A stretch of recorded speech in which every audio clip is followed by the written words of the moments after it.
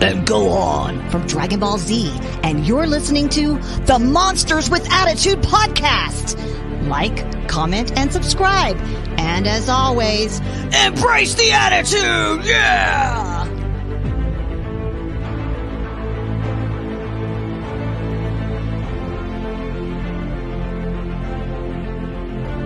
Hi, this is Alan Henry. I play King Kong and Scar King in the Monsterverse, and you're listening to the Monsters with Attitude podcast. So, like, comment, and subscribe, and remember, embrace the attitude, yeah!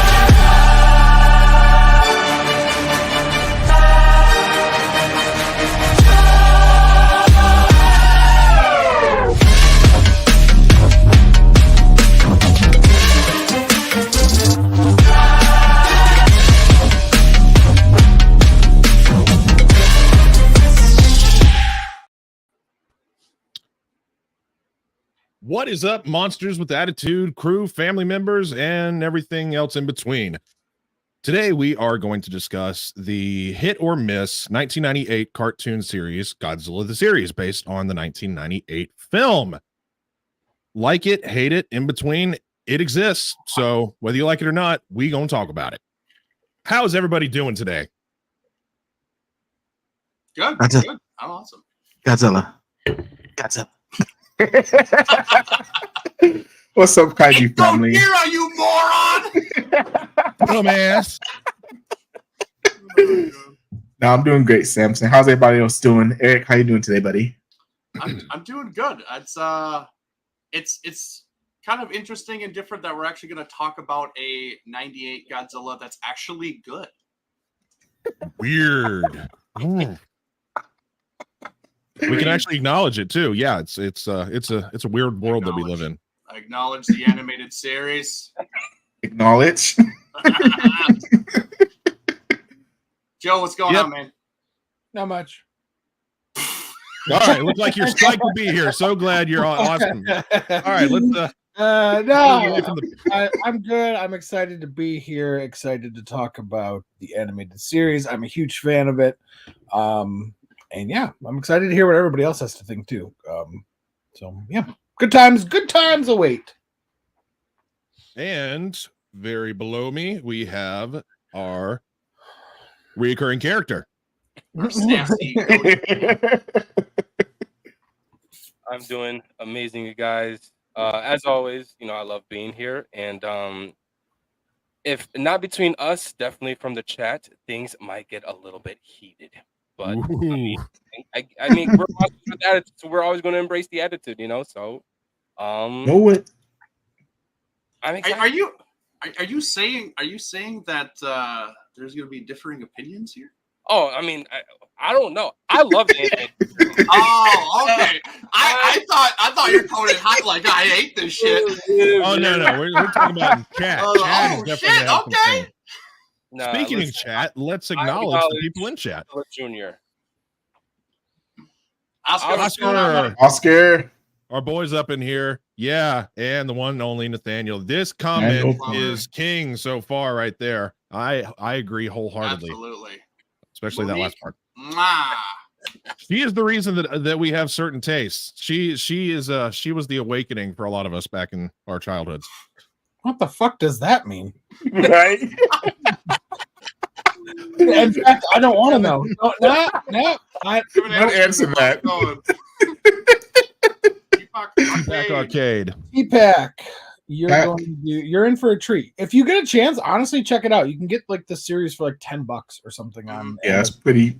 It's pretty affordable because of the fact that people kind of diss on it being a 1998 related series. That, or it's easy to find online. You can definitely find it online. It's not that hard. Plus, it's a sequel to the '98 movie. So. Yep. Yes, indeed. And this is what's fun about this. It's a generational thing. Not everybody. This is like our generation because we grew up as kids watching Fox Kids. So we got to see this on Saturdays during the cartoon block that they had for this show, along with Pokemon and Digimon and Men in Black, the animated series and stuff like. So this is definitely a generational thing, which is going to make this fun since we are of that generation that got to see this. So speaking of that, let's add our first question to the stage. Should up-and-coming fans watch this, or is it no longer relevant? What do you guys think? Adrian, start us off. Oh, this is actually a pretty interesting question because, I mean, we know what the reputation for 1998 Godzilla was back when it first came out. Now it seems like it has a little cult following, and honestly, I don't hate the film either. But if you're a fan of this film, you're definitely gonna be blown away by the show, because the show is exactly what Godzilla was supposed to be. What 1998 was supposed to be, as far as how Godzilla was, his mannerisms and things of that nature. Because I mean, I know one of the big gripes that we had about Godzilla in that movie was he wasn't Godzilla. This is Godzilla, as he should have been all along. So if you haven't seen it, I would personally say give it a chance, check it out. If you like it, cool. If you don't, cool. But give everything a chance at least once. Whoa, oops. How do we get the question in the middle and us surrounding it? Is that a thing? Where's the Yes, it is. I don't know. That kind of feels weird, but we'll go with it. Well, you're directly below Adrian. So Eric, what do you think? What's your opinion on this?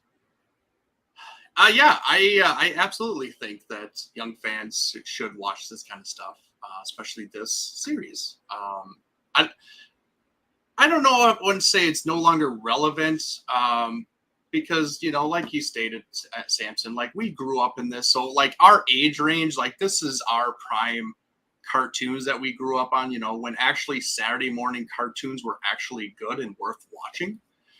You don't have that really anymore. No, like at all. Streaming services. It's all streaming services now. Everybody has their own content and everything.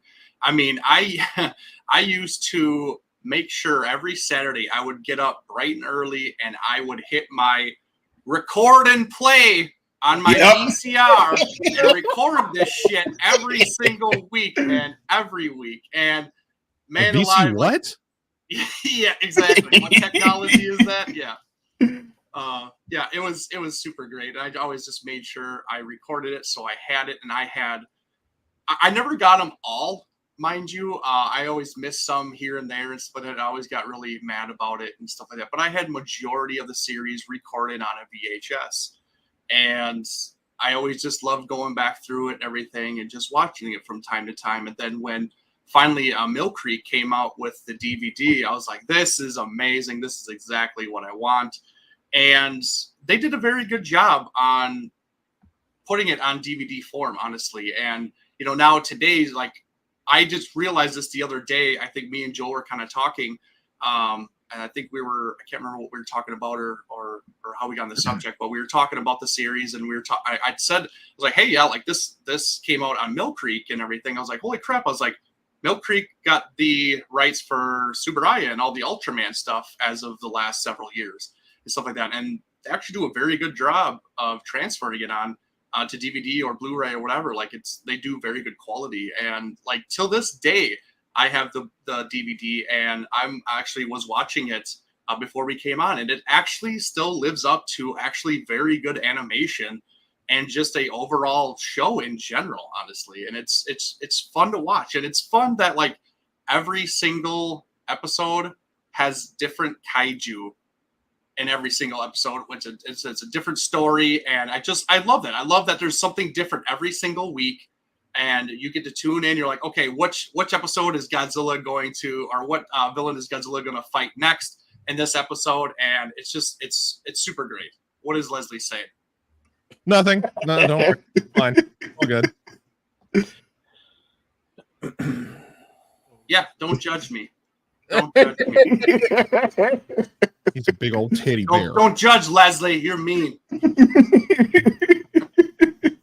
But yeah, I do thoroughly think that I think up and coming Godzilla fans should watch this show, and it's just a good kind of segue, and it's easing them into like the '98 version instead of just watching the movie. If you watch this and then you watch the movie, you'll probably appreciate the movie a little bit more, and you won't be as harsh of a critic to it, just because you've watched the animated series. So, yeah. Right on. Joe, you're up. Well, to answer the first part, should up and coming fans watch this? I think my answer is yes. Up and coming fans, probably of the younger nature. I don't know if somebody in their 20s or 30s who isn't already an anime fan or a cartoon fan of some kind, who's just getting into Godzilla. I don't know if I would throw them into this right away. But those younger fans that are, our nieces, nephews, sons, daughters that are, 5, 6, 7, 8 years old, I think this is a great watch for them. It's safe. There's not, a lot of gore or violence. There's not swearing or anything like that. So it's a great show to turn on for those younger fans. It's a lot of fun. That seems to be a word that I use a lot when describing the American aspects of films, is that they're fun and they're enjoyable, and that's honestly what this show is. Like Eric said, waking up and watching, or maybe it was you, Samson, I don't remember who, waking up and turning on Fox Kids and watching this. It's a great show. It's a lot of fun. Is it no longer relevant? Yeah, the animation style is different now compared to what it was, 25 years ago. It's some of the jokes, talking about the World Wide Web and stuff like that. Yeah, it's like super dated, but I don't know if I would say that it's irrelevant. I think there might be some things you got to explain to younger kids when it's like what's a VCR, or what's the World Wide Web. It's like, oh, that's the internet. It's not, I don't know, certain things like that might date it, but I wouldn't necessarily say that it's irrelevant.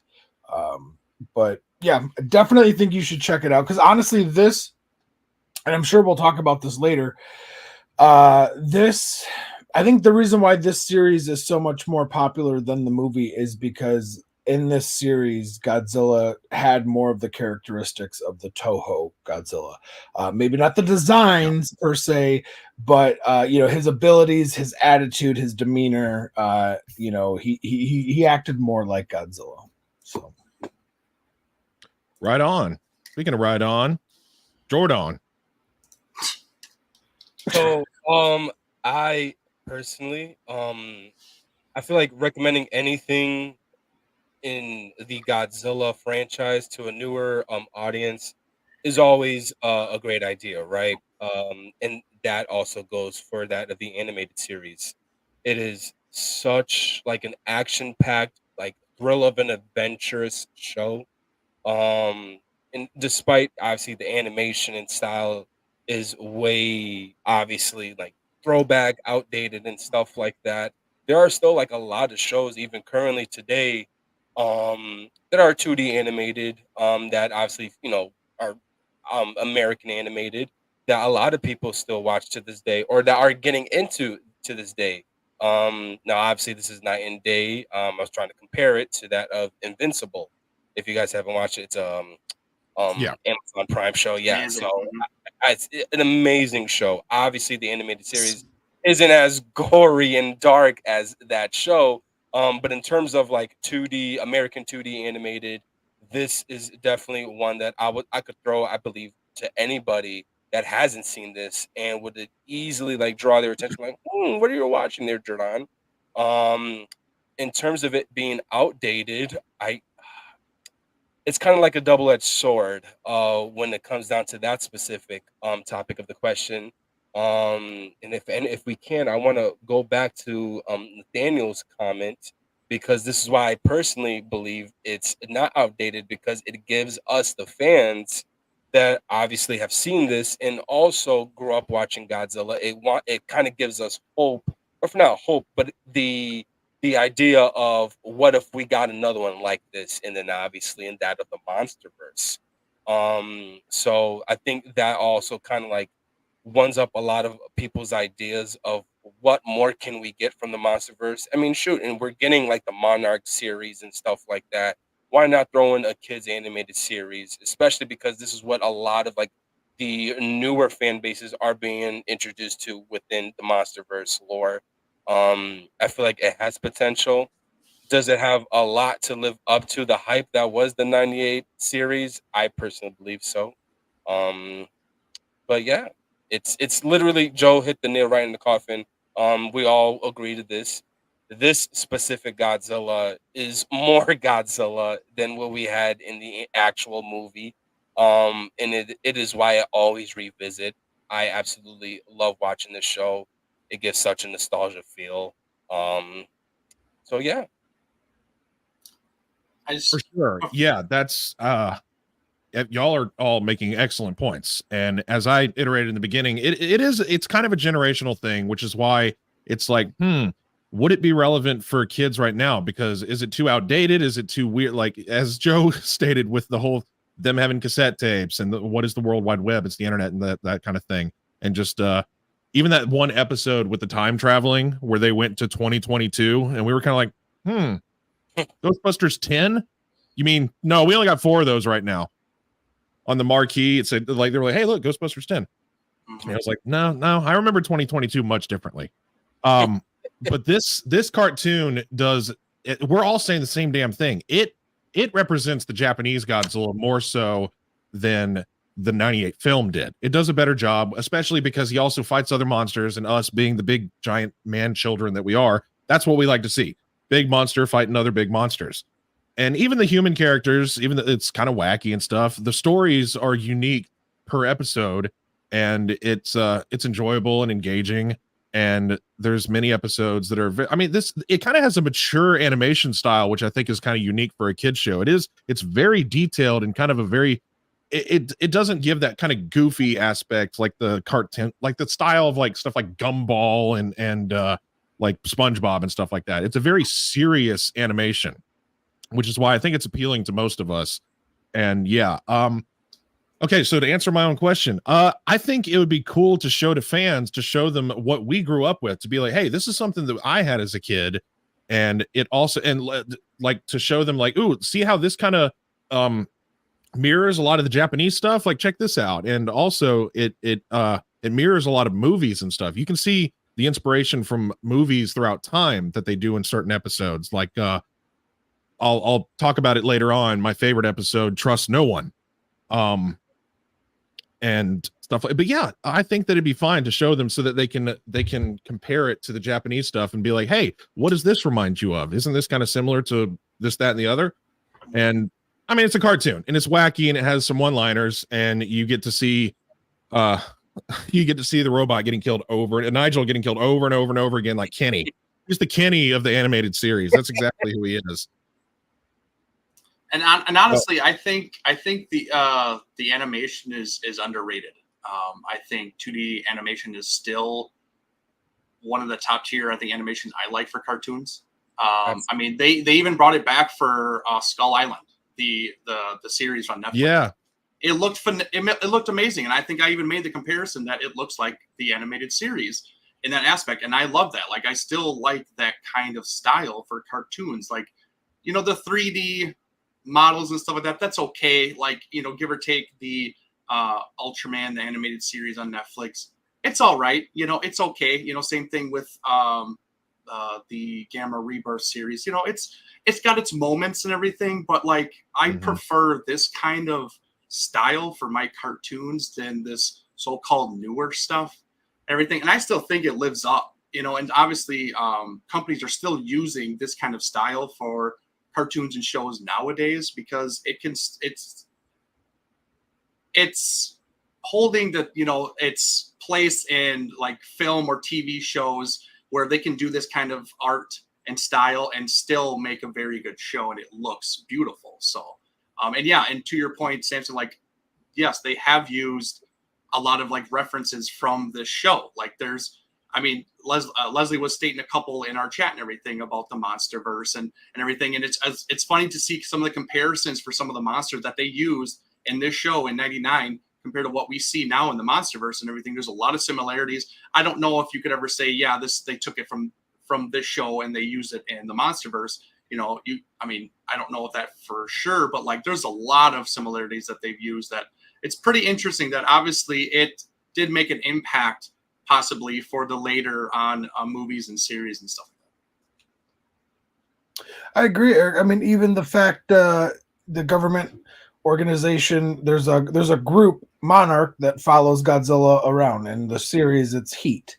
You know, yeah, there are, and I gotta say too, I am such a fan of 2D animation more than this 3D or like the video game looking stuff. Like, yeah, 3D animation. I'm just not, I don't know, maybe I'm an old man now and that's fine, but I just so much prefer a 2D. You know, the newest Dragon Ball Super Heroes film, it's great, it's fun, it's whatever, but man, like, I just the animation, it reminded me of just kind of watching a cut screen on like a video game or something that I used to play 20 years ago. You know, it doesn't, I don't know. I prefer 2D. It's like what Disney did, the jump from the 2D animation that we lived with for our entire lives to now this new 3D animation. Like the last 2D animation, the Princess and the Frog, that was the last time they did that. And now it's this whole like Frozen and kind of DreamWorks kind of 3D animation is what we're getting. We're not really getting that classic golden age 2D animation style that we all grew up with. So I think, yes, that makes this very appealing. And yeah, well, let's go on to question number dos. How canon is the series with the films? And note what I put at the far right there, because we got the '98 movie, then we got the series, and then we got Zilla Jr. in Final Wars. So, take it away. Let's go in a different order this time. I'm going to go with, hey, let's give the last person the first one. Jordan, you're up first. Oh, man, Samson. Oh, man. At least, I mean, I didn't know that Final Wars Zilla was, I mean, canon with the series, let alone the movie. I thought they just threw it in there to just like kind of like disrespect and shit on like the '98 film. But like for obviously for the movie and as well for the animated series, it's I get canon to the point where they do discuss a specific death, obviously, you know, hinting at the death of '98 in the original movie and how they proceeded on with that moving forward.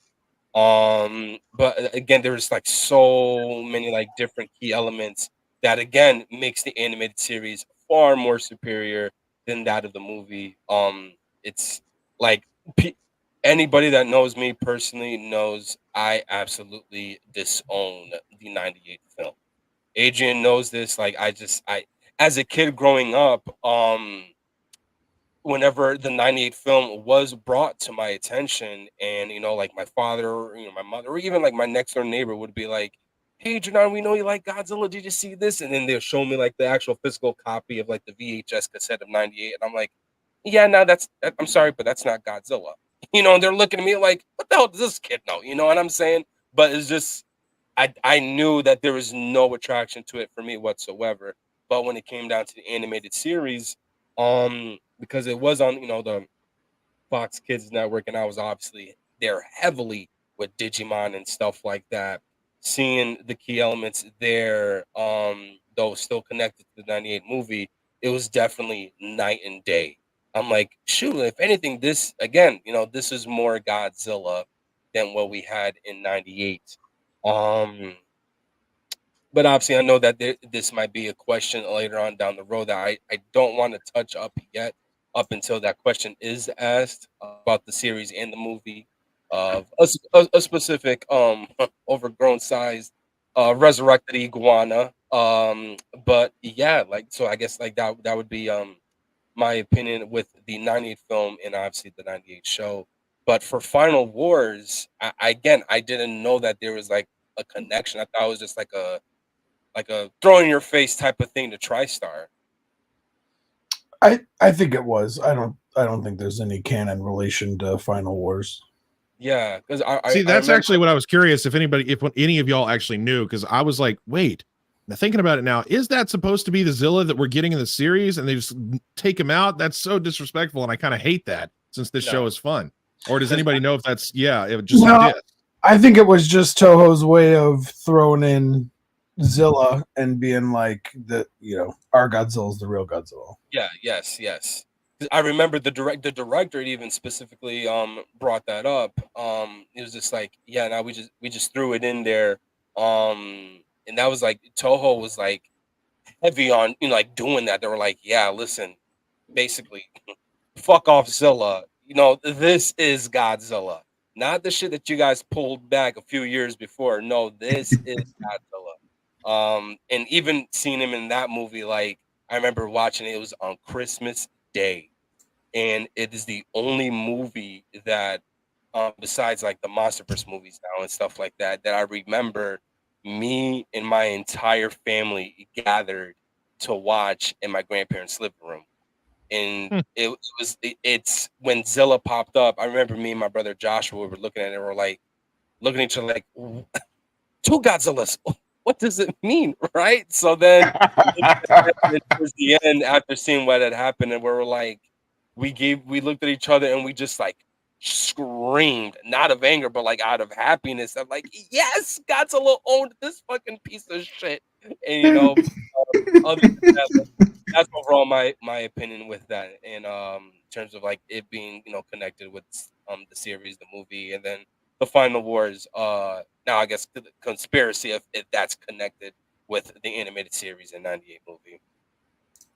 And one other thing I neglected to type into the question was the fact actually I forgot what I was going to say because I was listening to you and then it came to my mind and is this just a throwaway spinoff? Is it canon with these movies or is it another one of the throwaway spinoffs? Kind of like I mentioned earlier, the Men in Black animated series. Like, do we consider the Men in Black series to be canon with the movies, or is that just like it happened but we don't acknowledge it?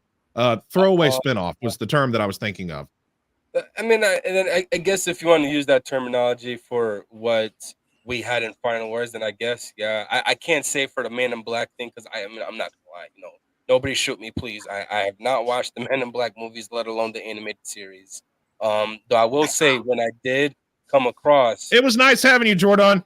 All right, I'll throw it in my bucket list of other movies that people have recommended me and stuff like that. But what drew my attention, ironic enough, what drew my attention to the '98 series was the obvious similar art style to that of the animated series for Men in Black, and I was just like, I wonder how they're gonna, correlate, I guess, the concept that they're coming up with over here and stuff like that. But yeah. All right. Yep, going reverse order. So, can we throw up the question again real quick? Yeah. Thank you, whoever. So how canon is this series with the movies? So I definitely think, I mean, to me, this is an easy question. I mean, maybe I'm not thinking as hard as I should about it, but to me, this series is a direct sequel to the '98 movie, and the Zilla that we see in Final Wars is strictly Toho just being like, hey, we know y'all had problems with it. That we own the rights to it. We own the name to it, whatever. We're going to throw it in for fan service and have Godzilla beat Zilla in a very dominating, easy, quick fashion to kind of justify to the Godzilla fans that their Godzilla is the true Godzilla, which I agree with. Now, to me, the more fascinating question, because take the Zilla from Final Wars out of this, and in GMK, I was going to reference, if you want to get technical about it, 98 and GMK are in the same universe. Yes, they are. Which would mean that the animated series happens in that universe as well. Now, whatever. Because the whole Monster War trilogy of episodes, like how did that happen without people in GMK referencing it? So there's a lot of issues with the series being canon because so many events happen throughout the world that with 98 and obviously it happening in GMK, that it would be an issue. So there's kind of that factor to discuss, to have, or whatever. But also, Matt Frank brought in Zilla in the comics, the Rulers of Earth comics, and he actually did something that I liked, which is surprising, but he kind of made the Zilla species almost like a cousin of Godzilla, and like to where that's acceptable. Honestly, there's like scientists that are examining the cells, and they're like, oh, it has a lot of characteristics of Godzilla, et cetera, et cetera. And there is a line of some kind in there, but it's been several years since I've read Rulers of Earth that kind of says that it's like a sister species or a cousin species, and which so it's kind of almost like canon to a relation to Godzilla type thing. But as far as it with the series and movies, I think the only thing that it could be canon with is GMK. That's interesting. That's just I take that back though, because that actually could be Zilla Jr. in Final Wars. It makes sense for it to be, because why else would that Zilla, another Zilla, just be alive? It's like, well, the only other Zilla that is alive is from the series. So because there's a crap ton of monster and mutation events that happen in Final Wars. So there is a real they don't ever specifically say it, but I guess that I'll give you this. There is absolutely a possibility that the events of 98 happened, and the events of Godzilla the series happened somewhere in the timeline that of Final Wars. It doesn't specifically say. I won't argue against it. I won't argue for it, but I could understand your argument or someone's argument of saying that's Godzilla Jr. That's also kind of what this question is for you guys. This isn't like a let's state facts here kind of question. This is kind of a, in your opinion, what do you think kind of question. Yeah. So instead of it's like, oh, is that thing from Final Wars definitely Zilla Jr. from the animated series? Yes, this is an opinion question. So yeah, just to wrap it up, I would like to think not, because I actually thoroughly enjoyed the Godzilla the series, and I enjoyed Zilla Jr. So to me, I would prefer it not to be, because I did enjoy Zilla Jr. and his personality and whatnot in the show. What are you laughing there? Wholeheartedly agree. Yeah, Eric, what do you want to say? That's what I'm saying. No, that's exactly what I was just gonna say. I was just gonna say, hopefully it's not, because I actually like Junior, and I didn't want him to go out like that. Honestly, like I don't want him just to get tail whipped and just blown to smithereens. Like that's not cool at all. But so obviously, they do say that it is a sequel to the 98. Okay. And this is what the series is and everything like that. But to me, it's kind of more a loosely canon, I guess, for the Godzilla verse, and it reminds me a lot of Zone Fighter. Zone Fighter is canon for the Godzilla timeline, but is not talked about or referred a lot about, and they don't reference or talk about Ghidorah's death or Gigan's death or anything like that, but Didn't happen. But it happened, and they always say that it is. Let's be real. Let's be real. Okay, let's not be in denial. It happened. It happened. It happened. So, because they have stated that it is continuity with the franchise and everything, it did happen. So this series reminds me a lot of the Zone Fighter series, where it's based on it, but it's not referenced, it's not talked about, it doesn't get a lot of spotlight on it in any single way, but they always refer to, oh yeah, it is and everything, but that's about it. Like, that's kind of how I see it and think of it, where it's connected, but it's loosely connected to like the bigger picture. Oh, is that all you got? Yeah, really, that's it. Like, it's okay. That's all I really got for that one. Oh, as my thought process with this, I actually do like what you said, Eric. It's loosely canon only because of how different the characters in the movies did act in the cartoon series versus the actual movie. Well, besides Craven. Craven was still Craven, but right.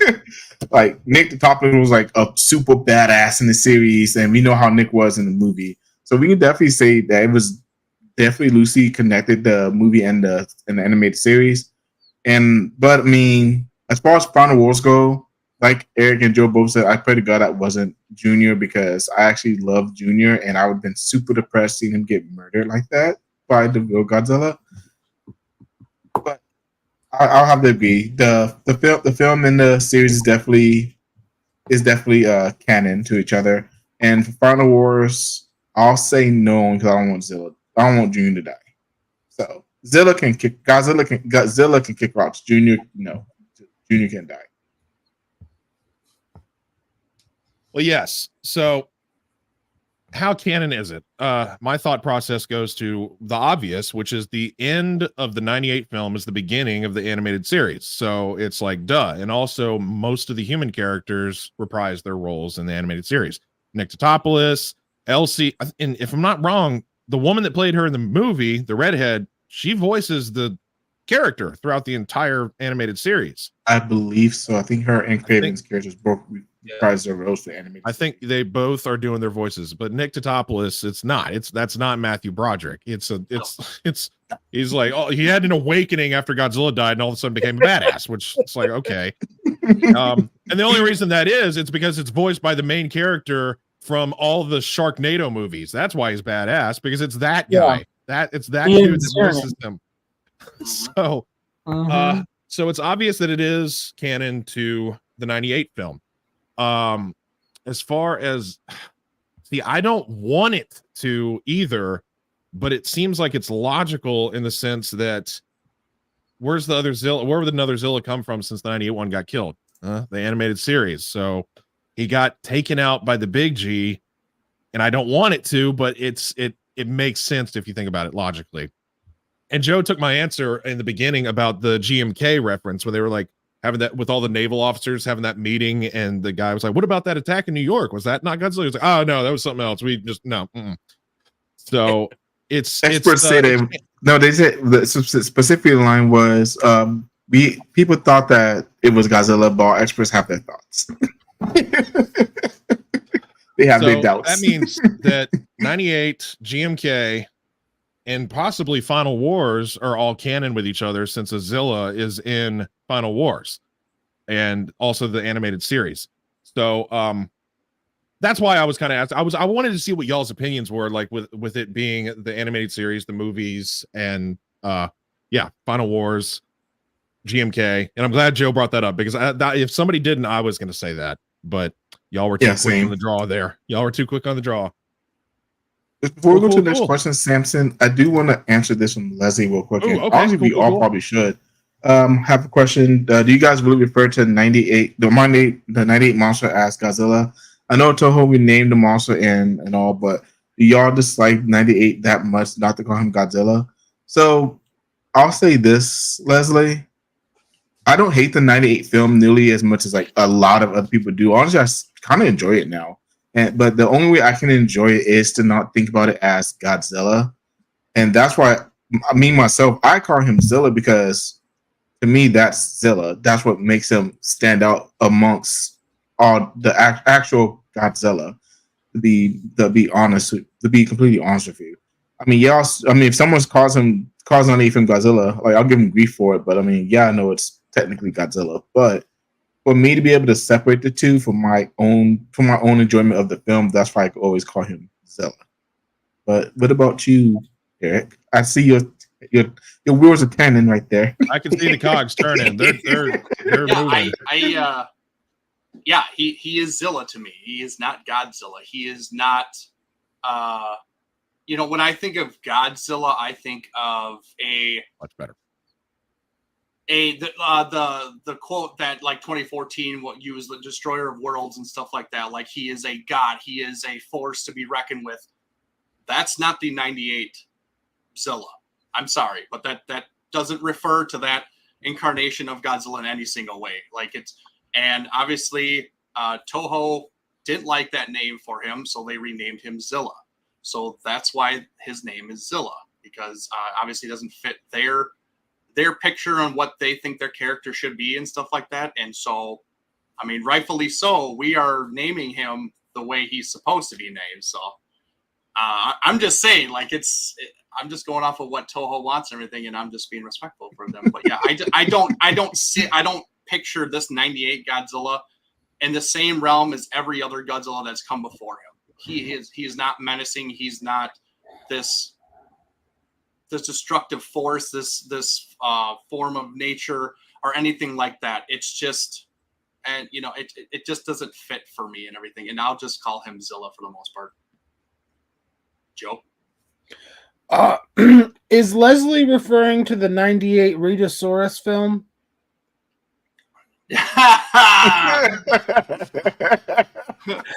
That might be what he's talking about. Maybe.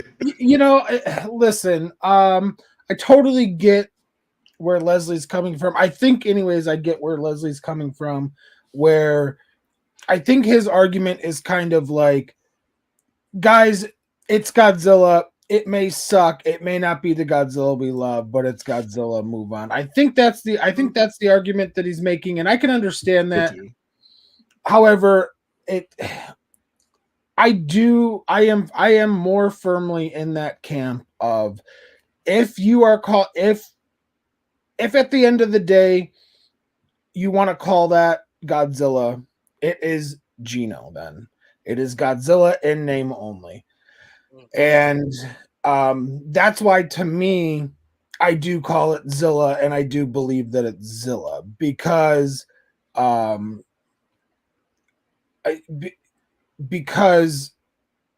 Zilla is, again, going back to fucking shoot me, going back to what Matt Frank did with Rulers of Earth. He incorporated Zilla and Godzilla together by saying, hey, it's an offshoot of the Godzilla species. It's a cousin species. It's a Godzilla sword that evolved differently. Okay, cool. I'm 100% on board with that. Maybe not every Godzilla sword or Godzillasaurus or Odo Island protoform Godzilla can turn into the god, the king. Okay, cool. I'm okay with that. But I just don't. I'm sorry. I just don't think it's Godzilla.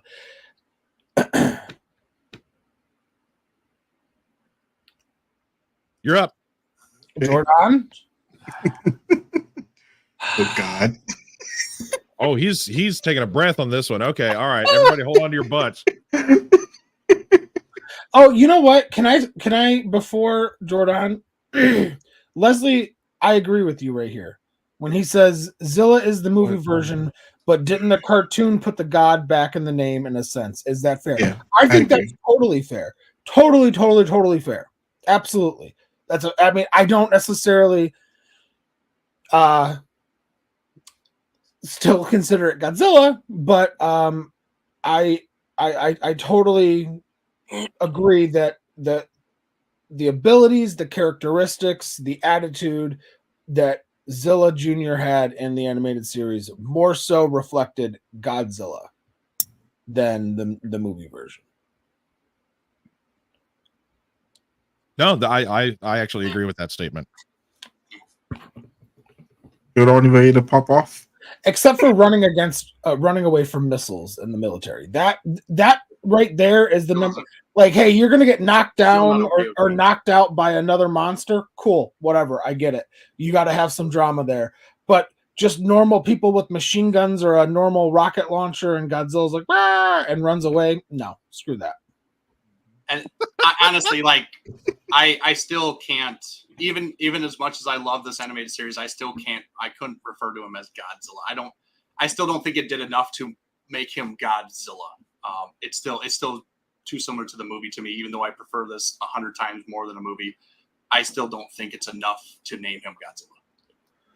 No, you got to earn the right to have God put in front of your name. That's why it's Zilla, because there's nothing godly about it. Yeah, so I'm sorry. I just absolutely fucking hate 98.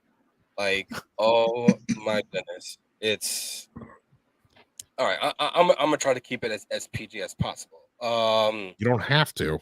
Yeah. All right. Hey, so Unleash. 98's a fucking bitch. All right. I don't care. Yes. As a kid, like I said, I disowned it as a kid. It didn't take a lot for you to take away any type of interest from me as a kid. As long as it had anything to do with dinosaurs, let alone something else related to Godzilla, I was drawn to it. The moment I saw the movie, even the cover, the overall reveal of what Zilla was, I was like, ooh, yeah, I'll just go to the other toy aisle. Like, I had no interest. All right. Like, here I am, little kumquat Jordan, arguing with my grown-ass man neighbor who's like, dude, but it's Godzilla. I'm like, I'm sorry, but I will prescribe you a medicine from your actual physician to get you checked out, because there's no way in hell you're going to convince me that that's Godzilla. That's for the movie. For 98, though the animated series, don't worry, Leslie, I've been reading your comments there, buddy. Though the animated series has more Godzilla traits, it's the movie took that enjoyment away from me to even try to even come up. Just to right now, for me to even physically identify Zilla Jr. as Godzilla, the movie took that away from me. All right. There's no convincing me out of it. It's I've had so many heated debates with one of my close friends, which I don't know if he's watching, my boy Matthew. He loves 98. Like, how he got into Godzilla, the 98 movie was one of those. Ironic enough, his first kaiju movie was Rodan. His first exposure to Godzilla was Revenge in 98. And I'm like, dude, you started off completely wrong, bro. Like, I'm sorry, So like, we always get into heated debates with the whole, 98 discussions and opinions and stuff like that. But yes, though Zilla Jr. again has more Godzilla traits, there's still so many key elements that were taken away from it from what we had in the 98 film. That was, kind of disrespectful to Toho, because obviously, there are requirements needed in order to make a character that lives up to Godzilla. For instance, the three set of rows of dorsal plates. I know that there are so many like recommendations that Toho was giving TriStars in regards to, like, all right, if you want to do Godzilla, this is how Godzilla needs to be. And obviously the movie just disregarded all of that shit. And for me, it took that very offensive, because it's just like, yo, like, you guys were given, in my opinion, a huge opportunity to, at one point, in my opinion, dethrone the hype that surrounded Jurassic Park. We could have gotten the MonsterVerse a long time ago. Adrian, put that shit back where it was originally, bro. Actually, Adrian, you're making. I don't know why I'm blanking on it. He doesn't have 3 sets of dorsal plates, does he? He only has. So and obviously again there were so many other requirements that were asked from Toho to TriStars while making this, and again it was just completely disregarded. Again we kind of got that in the animated series, but in terms of just like physical appearance, what we've seen obviously is there's no. I'm sorry. Yeah, So so not wrong about my this answer, though. for my answer, y'all have all pretty much said it. 98, the 98 film, he was a gigantic fucking pussy. He ran away from bullets, regular human bullets. He got killed by regular rockets, which we've seen time and time again. Those hit Godzilla. He's kind of like, fucking ow, dude, cut it out. So the god aspect isn't there. So Zilla is all he gets. He's a species of giant creature, and Zilla, he's not the Godzilla, he's just a Zilla. So that's going to be my simplified answer for you there, Leslie. No, it does not deserve the title Godzilla, in my opinion. We can't, I mean, history, it's already there. The movie exists. It's on the fucking DVD cover and everything. So but for my personal, no, that's how I feel about that. Let's segue to our third question now. Or what? No, you. I'm just saying. I mean, at the same time, Leslie's not wrong. Toho did give the okay for that design, and so I do admit, like all of the I think the dislike for this complete movie or character or iteration of Godzilla doesn't all just go towards TriStar. It's obviously towards Toho too. Like, it's the same that can be said about like Godzilla Earth and the anime series and stuff like that. They gave the okay for that. A lot of people hate that garbage, and stuff like that. But they gave the okay for it and they let it go, kind of thing. So I think all the hate is going on the production company that actually made that. It's on, I think, the whole idea and the whole approval of everything involved, I think all gets all the hate. That's all. Yeah, you and Leslie right here, because Toho did approve this monstrosity. And I've seen some of the. I know they've shown some of the other design recommendations they had, and they were all better than this. So I think they're just because obviously we knew what we were going to get 4 years prior to 98. With and like, again, like looking at it now, I could pretty much say I'm speaking on behalf of a lot of us. It's definitely a what if moment, right? With the original American Godzilla design, and then just obviously what that movie was supposed to be like.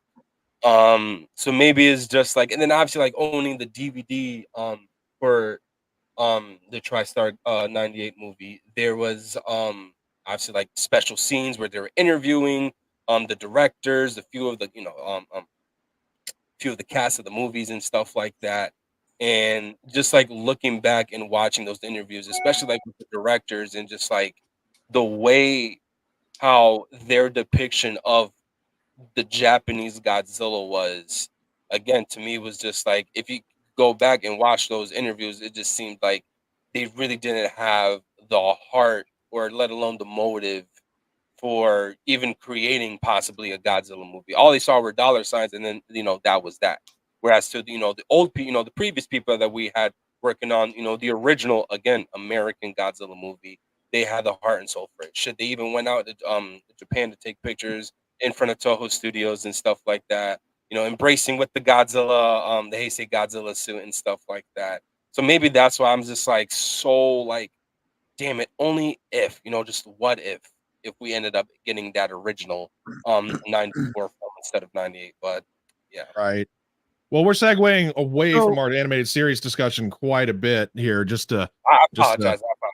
It's all good. It's Leslie's fault, actually. So I'm going to get us back on track here and get to our third question, if that's okay with y'all. Yeah, no problem. No, it's all good. All right. Well, speaking of comparisons, Hanna-Barbera versus the animated series. I mean, how can we not see the similarities here? It's really all there.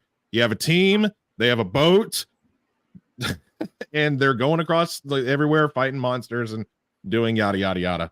So we're gonna go in a random order this time. We're not gonna go in any specific order. I'm gonna land with who's our next victim? I want it to be Eric. Yeah, it's basically just a modernized version of the Hanna-Barbera, honestly. Like the blueprint was reused for this particular series. You got a boat, you got the crew, you got a way of calling Godzilla. Yes. You got every, in every episode there is a new adventure, a new kaiju that they're going to fight and see.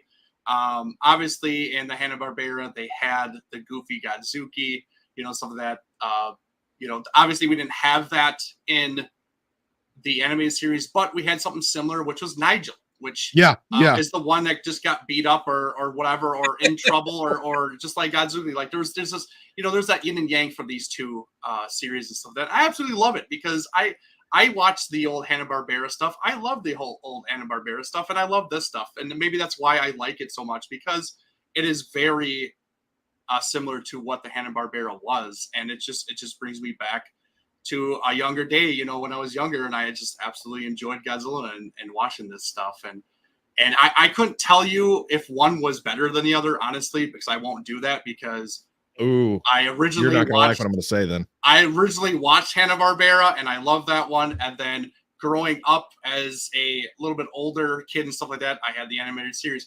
I love both equally. I will not pick. You could ask that question. I won't say it, because I will not pick one over the other. I won't do it. I was gonna say, gun to your head. Yeah, if you had to choose between, that's not fair. You gotta. It's my show. Pull the fucking trigger. Pull the fucking trigger. Do it. Do it. I'll die. Pull the trigger. No. I can get my real gun. No. All right, you big baby. Samson, pull the trigger. I don't have one installed yet. I gotta go. Samson, pull the trigger. Well, Joe, since you're a bigger man, how about you? What do you guys say? So I enjoy them both. I have to admit that I have not seen every episode of Hanna-Barbera. Most of them I have not either. I have, but there are the outliers. I think there's maybe 5-ish, 8 episodes that I haven't seen. How many are there? Anybody know? 48. So there's more than okay. Isn't it 48? I'll maybe. check. I'm not. We also have the entire internet right in front of us. I'll go ahead and look. Y'all keep talking. To me, like, I'll keep this short and sweet. Eric said it. The animated series is kind of like a modern retelling of Hanna-Barbera. They're both fun. They're both great. They're both enjoyable products of their time in certain aspects. Gun to my head, if I had to choose one, Godzilla the animated series all day. 26. I just looked. There's 26. Oh, there's only 26. Oh, in the Hanna-Barbera TV series, 2 seasons. I thought there was way more. So, man. Okay. Well, Adrian, then apparently, if I haven't seen like 5 to 8, that's almost half season. So yeah, definitely. The majority of it. I stick to my guns. Godzilla the animated series. Okay. So I'm in the same position as Eric. I know Hanna-Barbera was my introduction to Godzilla, damn near. So that's why I grew. That's legit what got me into the Godzilla fandom. So I'll never ever batten off that. I don't care how dated it is. Godzilla animated series, same thing. It was kind of my coming of age, young teenage adolescent phase in life and things of that nature. But I'm not gonna lie. I'm gonna go with Eric. I'm not picking either one. You can shoot me if you want to, Samson. I'm not picking shit because I love both of these cartoons equally. They both are big reasons why I'm a Godzilla fan. So I'm not gonna choose either.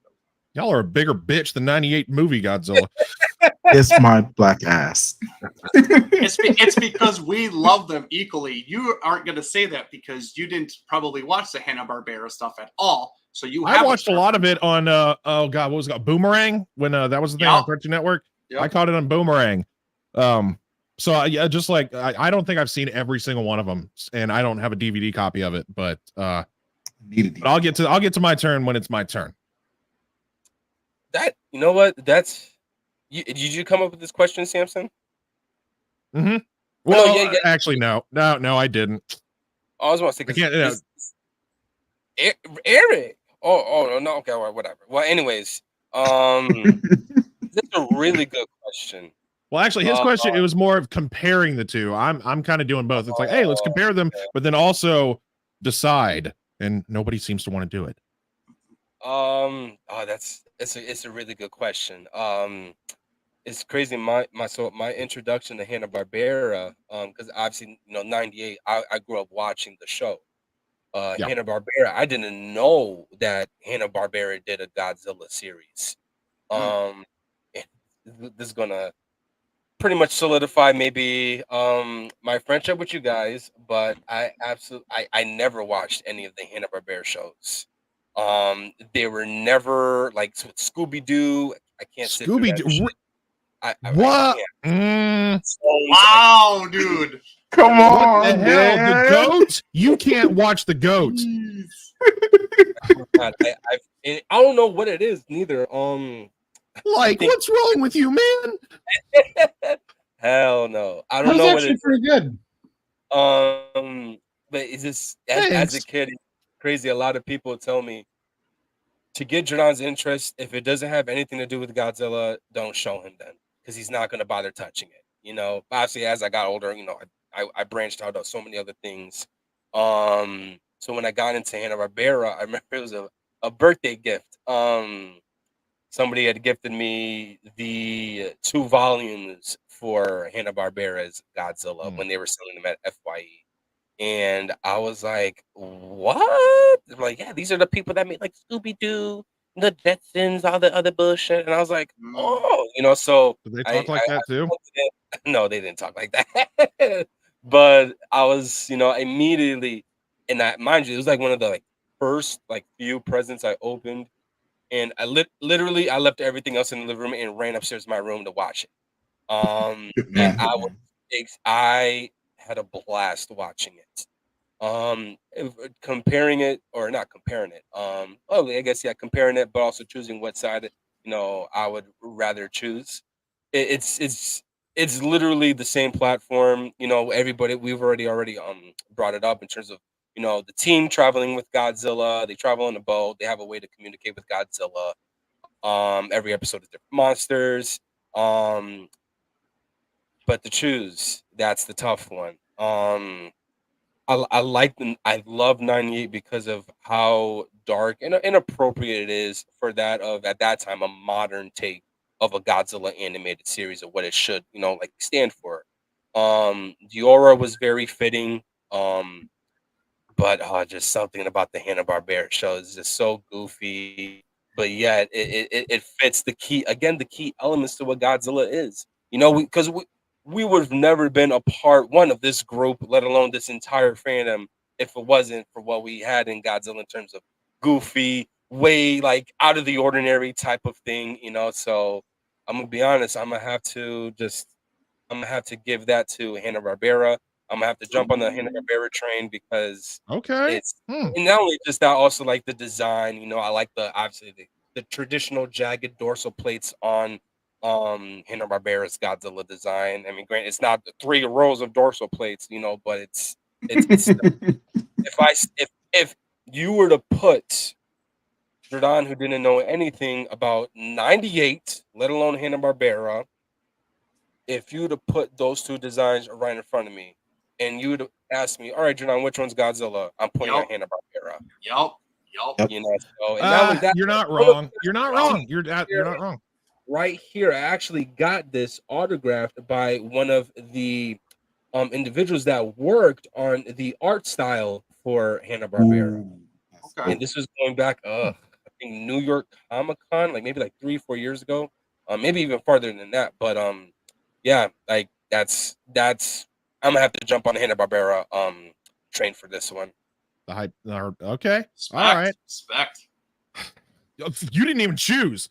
That's all right. I'm okay. I'm okay with this answer, honestly. Okay, so again, I did not watch all the Hanna-Barbera stuff, and I did the majority of my homework. There's 5 episodes of this series that I didn't finish, so I didn't get through everything. Yeah. I'm sure that y'all predicted that. Was there a pool? Did some of y'all bet? Shut No. up. Oh,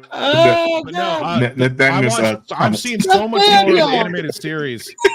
Nathaniel coming in, making me crack, making me pop. That is true. That was a good episode. That was a very good episode.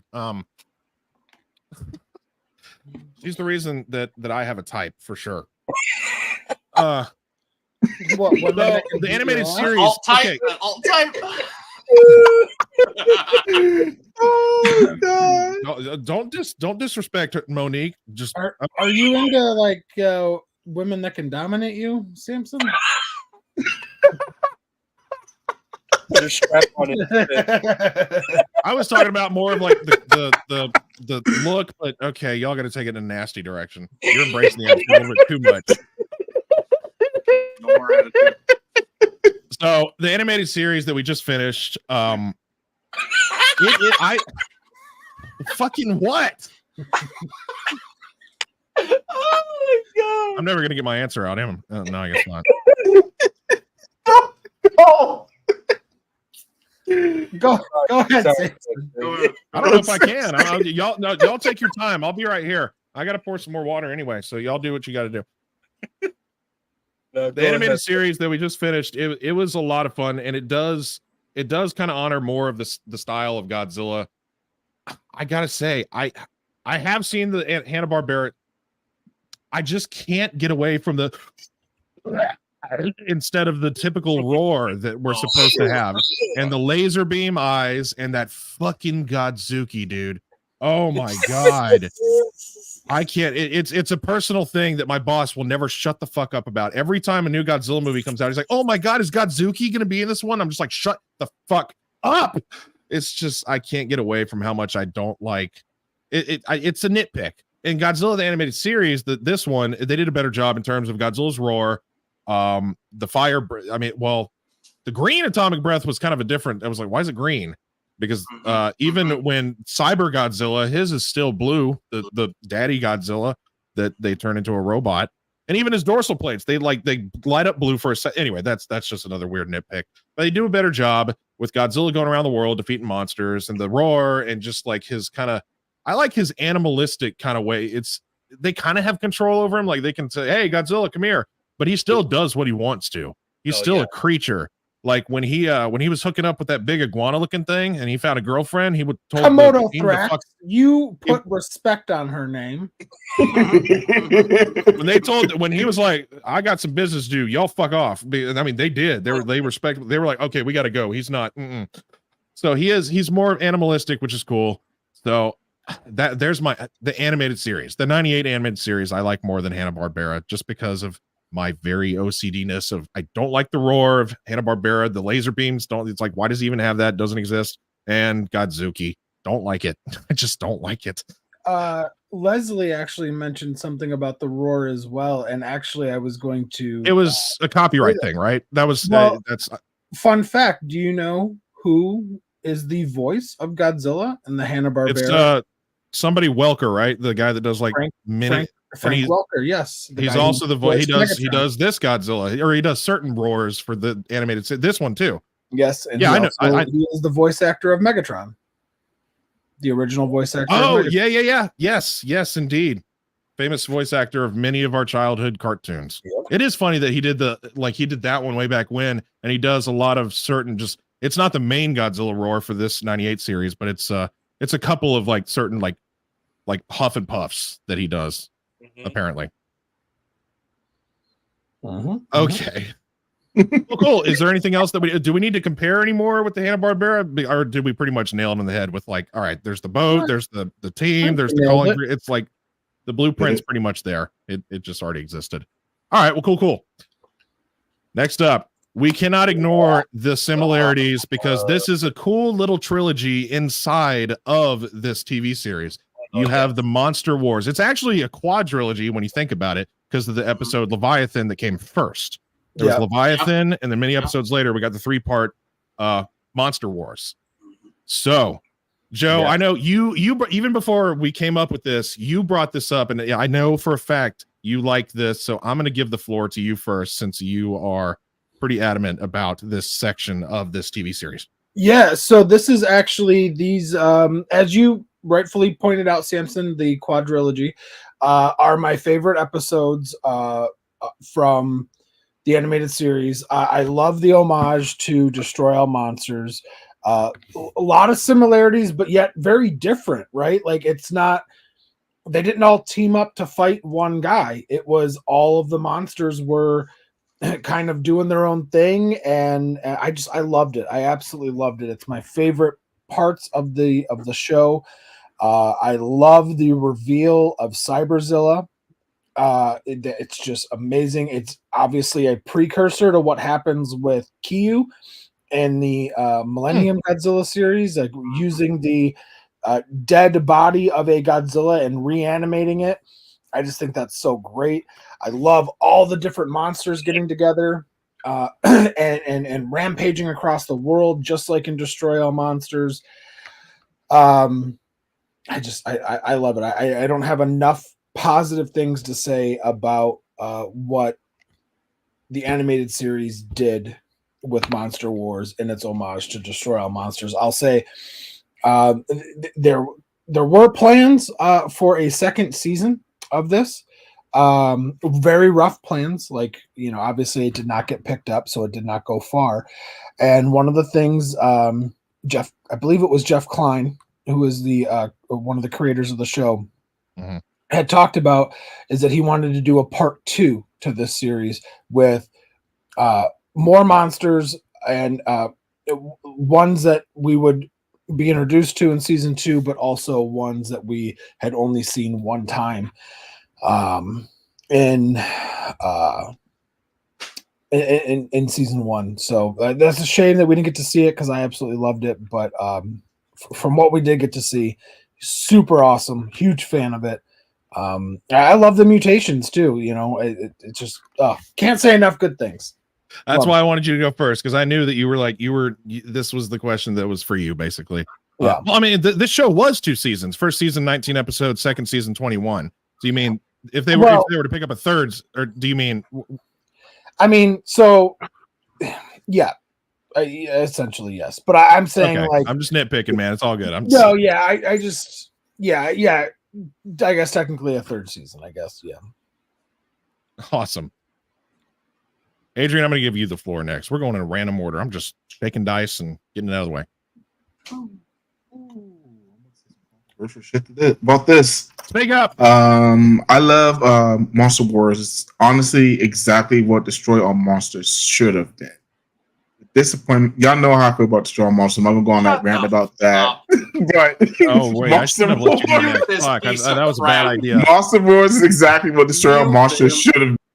Get the hell out of here. Oh shit. Oh wait. Oh, blasphemy. It is not blasphemy. No, Adrian, I think I understand what you mean, and I think I might. Listen, I love Destroy All Monsters, but are you saying that there was more action and more like gravitas to it? Like the execution. It actually felt like a world-ending event with Monster Wars versus Destroy All Monsters. Well, you're not wrong.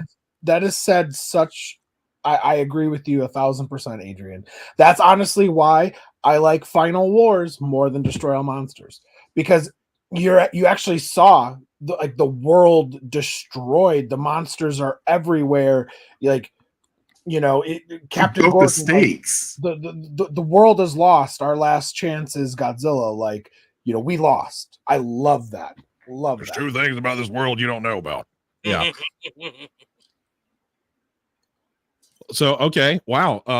But you definitely see the similarities between the Monster Wars and Destroy All Monsters, but you're saying that if you, again, gun to your head, you're going to choose between the 2. unfortunately, I guess your answer is pretty out in the open right there. We didn't hear a word you said. So cool. We're moving on to our next one. Jordan, I'm going to give you the floor. Either. No, yeah, literally oh my goodness, I feel like we've just been nitpicking a lot of similarities between if what was introduced in the series or what was thrown in the series comparing to other movies. But this is definitely copy and paste from Destroy All Monsters, but again, fitting that dark element that is the animated series in comparison to Destroy All Monsters. Like, oh my God, I'm Adrian. I'm with you on this one, brother. Like, and I love Destroy All Monsters.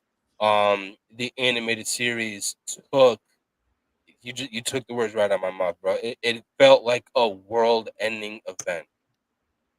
There was a specific quote towards the end of, I think, part 1 of Monster Wars, where the aliens were like, "Welcome to your new home."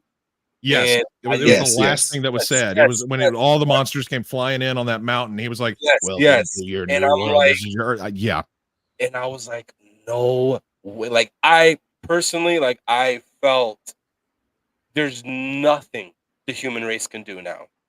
You know, like, even when Godzilla, going absolute haywire in New York, and then we have Cyberzilla in Japan, which it again going back That's to kind of fitting. yes, absolutely. And then with the blue atomic breath, I'm like, oh my God, let's go. Like, everything about it was just pure hype. It's like kind of almost like how I feel with -1.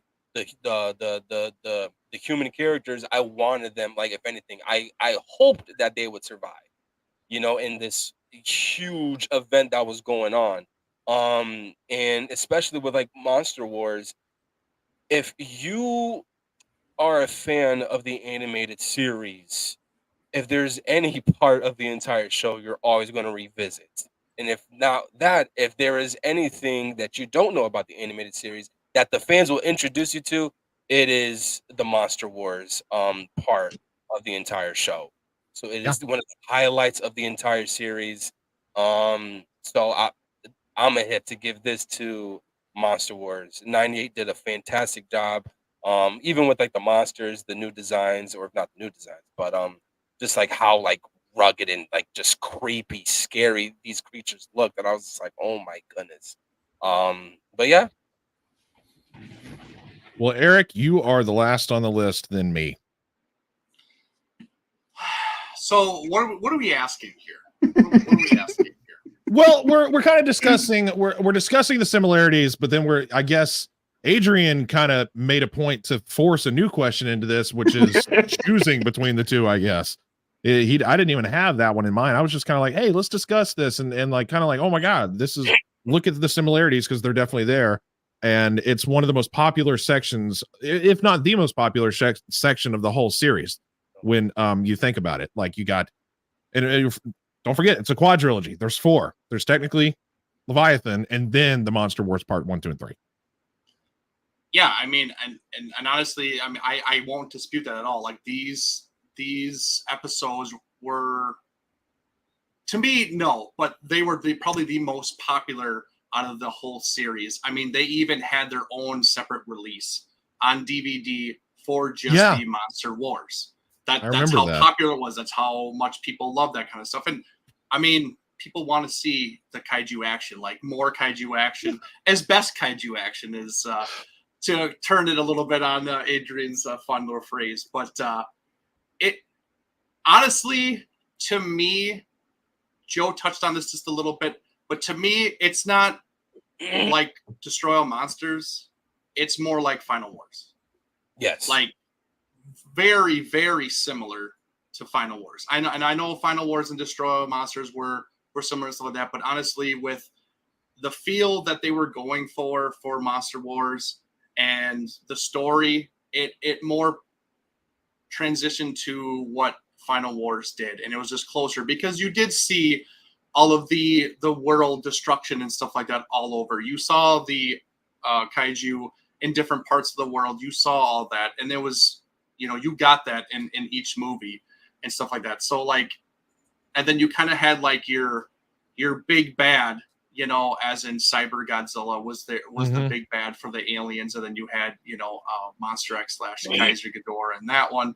You even had Ghidorah and Destroy All Monsters kind of thing. So yeah, you definitely saw the inspiration, I guess you could see, for Destroy All Monsters from Final Wars, and then obviously into Final Wars. But I think it's more closely for Final Wars for the most thing. If I had to choose, I think Monster Wars did a better story, obviously, than even Destroy All Monsters and Final Wars.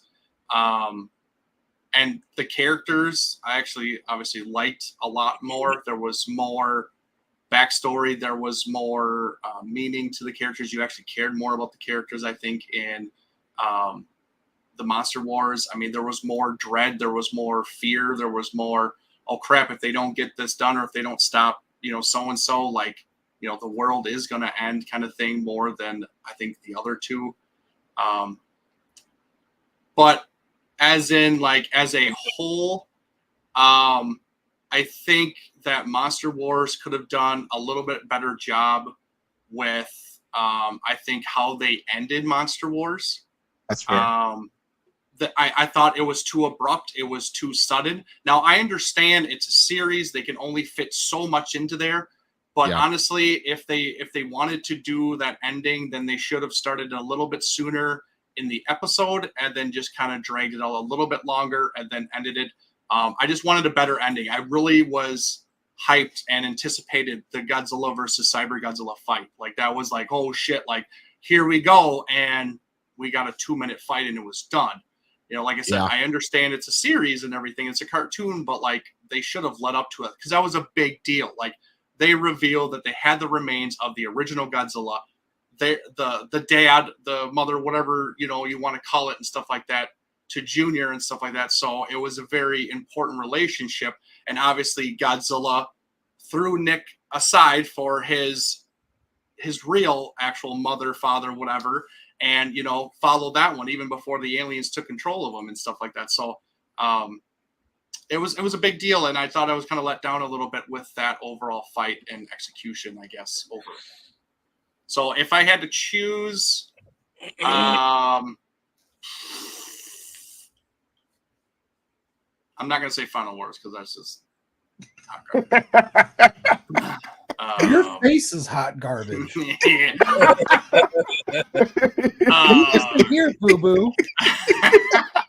I gotta go Destroy All Monsters. I love Destroy All Monsters. It holds a special place in my heart, and it's just, I just absolutely love it. I can't get away from that. I wanted more for the series, and like I said, I understand the restrictions and stuff, but if they really wanted to, like, do this big event, do 4, do 5, do 6, whatever, make it a really drawn out thing, and just execute it really well. Okay, no, all valid points. So y'all kind of reinvented my question by talking about Final Wars being more, but at the same time, think about it. Final Wars is 2004. This is 1998. So the Final Wars wasn't even it wasn't an idea yet. Destroy All Monsters was, many years back an idea, and that's why the comparison between the similarities is. But no, you're reinventing the question by saying Final Wars, because now Final Wars technically pasted off of Monster Wars, if you think about it, because Monster Wars came in 98 and Final Wars 2004. That whole world destruction thing, and it kind of did stinks. Rewatching this entire series, since it's been a long time since I saw it as a kid on TV, there's many episodes I didn't see. And I was kind of hoping this was going to be an anthology thing, like, oh, the Leviathan aliens are going to come back later on down the line. But they never did. It didn't happen again in the series. So I thought it was going to be kind of like an X-Files thing, with the anthology episodes being like the aliens, and the Monsters of the Week episode being the fun ones. So that was the same thing with Godzilla, the series. But yes, the parallels are definitely there. Aliens come in, take over so-and-so's minds, like the powerful leaders, the military personnel and the scientists, LC on the team, take control of the monsters, attack all the cities, gain control over Godzilla at one point, because Big Daddy or Mother, the they of Godzilla's, Godzilla, Cyber Godzilla. And Eric, you make a very valid. That fight was like it just kind of it happened and then it was done. It was a big deal to reveal that, but Destroy All Monsters is always going to hold a special place in my heart because I grew up with that movie on VHS, and it's I thought it was the coolest thing ever. But the animated series did a better job with the whole like, oh shit, the world is actually in danger this time kind of feel as opposed to Destroy All Monsters. You know, can I interject one more thing, Samson, when you're done? Absolutely. I'm done. No, that's pretty much it. Oh, okay. You know, I just wanted to piggyback off of something that Eric said. You know, I agree that they could have that the Monster Wars seemed to end rather abruptly, and I would have liked a little bit of a longer finale, I guess. But I'll say this: I actually give them props for having 3 episodes because there's a lot of shows. For those of you that know that I'm a huge fan of Power Rangers. The ending of the Zordon era, Countdown to Destruction, should have been a 3, 4, and even 5-part and even 5-part ending. And I don't even know if TV shows today have learned that. They just think they need to pump it in and pump it out and get it out there. And it's like, man, like some of the most nostalgic, some of the most popular, some of the most, you know, widely remembered parts of these TV shows that we grew up on are the multi-parters, whether it was Green with Evil, the 5-part introduction of the Green Ranger, Countdown to Destruction and Power Rangers, the Monster Wars and Godzilla the Animated Series. Like these multi-part continuation episodes that tie in 1 into 2 into 3, etc. These companies, these showrunners, whoever they are, I understand that they say, oh well, we have a deadline and we have this and we have whatever, but cut out one of the filler episodes. You know what I mean? Like we don't need, the monster of the week. We don't need the giant rat monsters in New York. That was whatever. But like, and honestly, even like the Crackler, I think the Crackler was a cool mutation, but its overall story was kind of lame. Like, oh, it was some guy that was bullied and he manifested with his thoughts. It's like, I don't know. Have the Crackler just be a new monster that shows up in the Monster Wars, events or something, kind of like they did with King Cobra and the Bat. So I agree with Eric, but I still love it, but I agree with Eric reluctantly. You had to throw that in there at the end. Just have. Hey, before we move on. I watched a movie. I want to be like if they would make a War of the Monsters movie, would it be like? Are you talking about the video game? Oh yeah, because you're Togiri Godzilla, so I see. PS2 game. I feel like it would probably be an homage to all of them, but I feel like when you talk about like an homage, it has to be to whatever it is that came first, right? Like, because even though Monster War, Final Wars maybe took inspiration from Monster Wars, which took inspiration from Destroy All, the fact of the matter is Destroy All Monsters came first. Like, even if Final Wars took something from Monster Wars was made as an homage to Destroy All Monsters. Mm-hmm. So it's all, Yep. Great. Well, cool. Let's move on. Let's talk about the toys we never got. Yeah, this is a sensitive topic for sure, because I think a lot of us can agree as children that grew up watching this show and now as adults that collect these things instead of eating for a living. These toys, they should have happened and they would have been so great. And I'm kind of not in the know, honestly. I want to know, y'all probably know facts much more than I do. What is the reason for this wave not launching and us not getting it? I want to know what y'all think and what y'all know, because I just know that this. Okay, yeah, Joe definitely, he's the knowledgeable one, so I will give him the floor. At the end of the day, the biggest reason why, and we actually had Jeff and Stephanie Bergeron on one of our shows, who were yes, that's right, creative designers and whatnot with Trendmasters, who was the toy company that made these figures.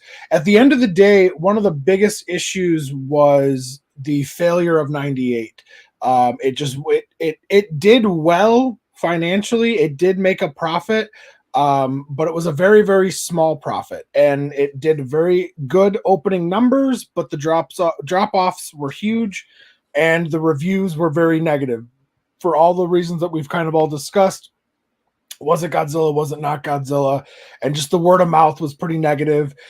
And so it kind of had a negative impact on toy sales. Now, I'll also say this, and this is coming from Jonathan, who is a huge Trendmasters guy. The 98 toys were actually, there's a misconception that the 98 toys did not sell well. And while I do think that that's true to an extent, at the end of the day, they just made too much. These Walmart and whoever it was that bought them bought way too much, and I remember the display at Toys R Us was I remember that as a kid, man. And they just could not move a lot, so they ended up, and I'm butchering some of this, but they could not move all the product. It was successful. It did make a profit, the 98 toys, but when so much of that inventory sat on the shelves, Walmart, Toys R Us, Sears, whoever it was that bought KB Toys, that put orders in, weren't interested in orders for the animated series, because they were worried that it was just going to sit on the shelves, so they didn't even put them in, and it didn't go beyond the prototype and sampling phases. Now, because a lot of people think like, oh, 98 killed Trendmasters. 98 came out in 98. Trendmasters didn't go out of business until 2001. 98 didn't kill Trendmasters. Like, it was actually profitable for Trendmasters. It was the fact that their licenses after that weren't successful. After the 98 Godzilla, they didn't do Godzilla anymore. And Godzilla was one of their hugest sellers and most profitable licensees or whatever. And so the biggest reason why we did not get these toys is because the retailers did not want to put in orders for them, which is super unfortunate, because I honestly think that those would have sold. I think the animated series was popular.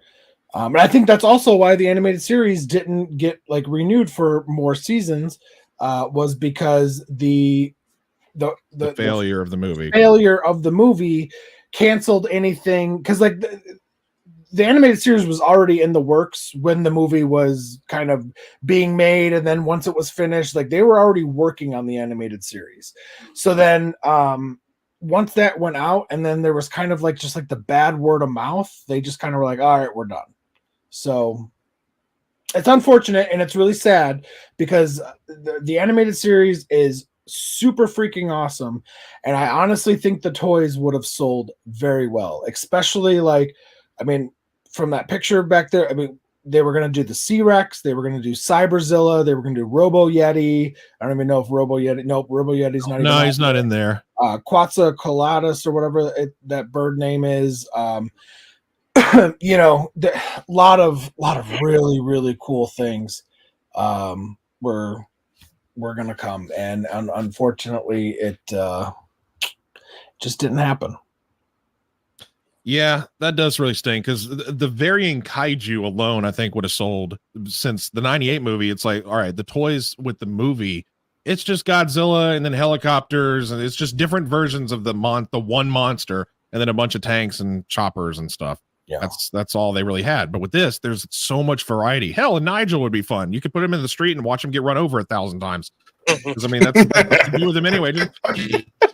Just constantly. I would buy like 20 of them just to fucking destroy it.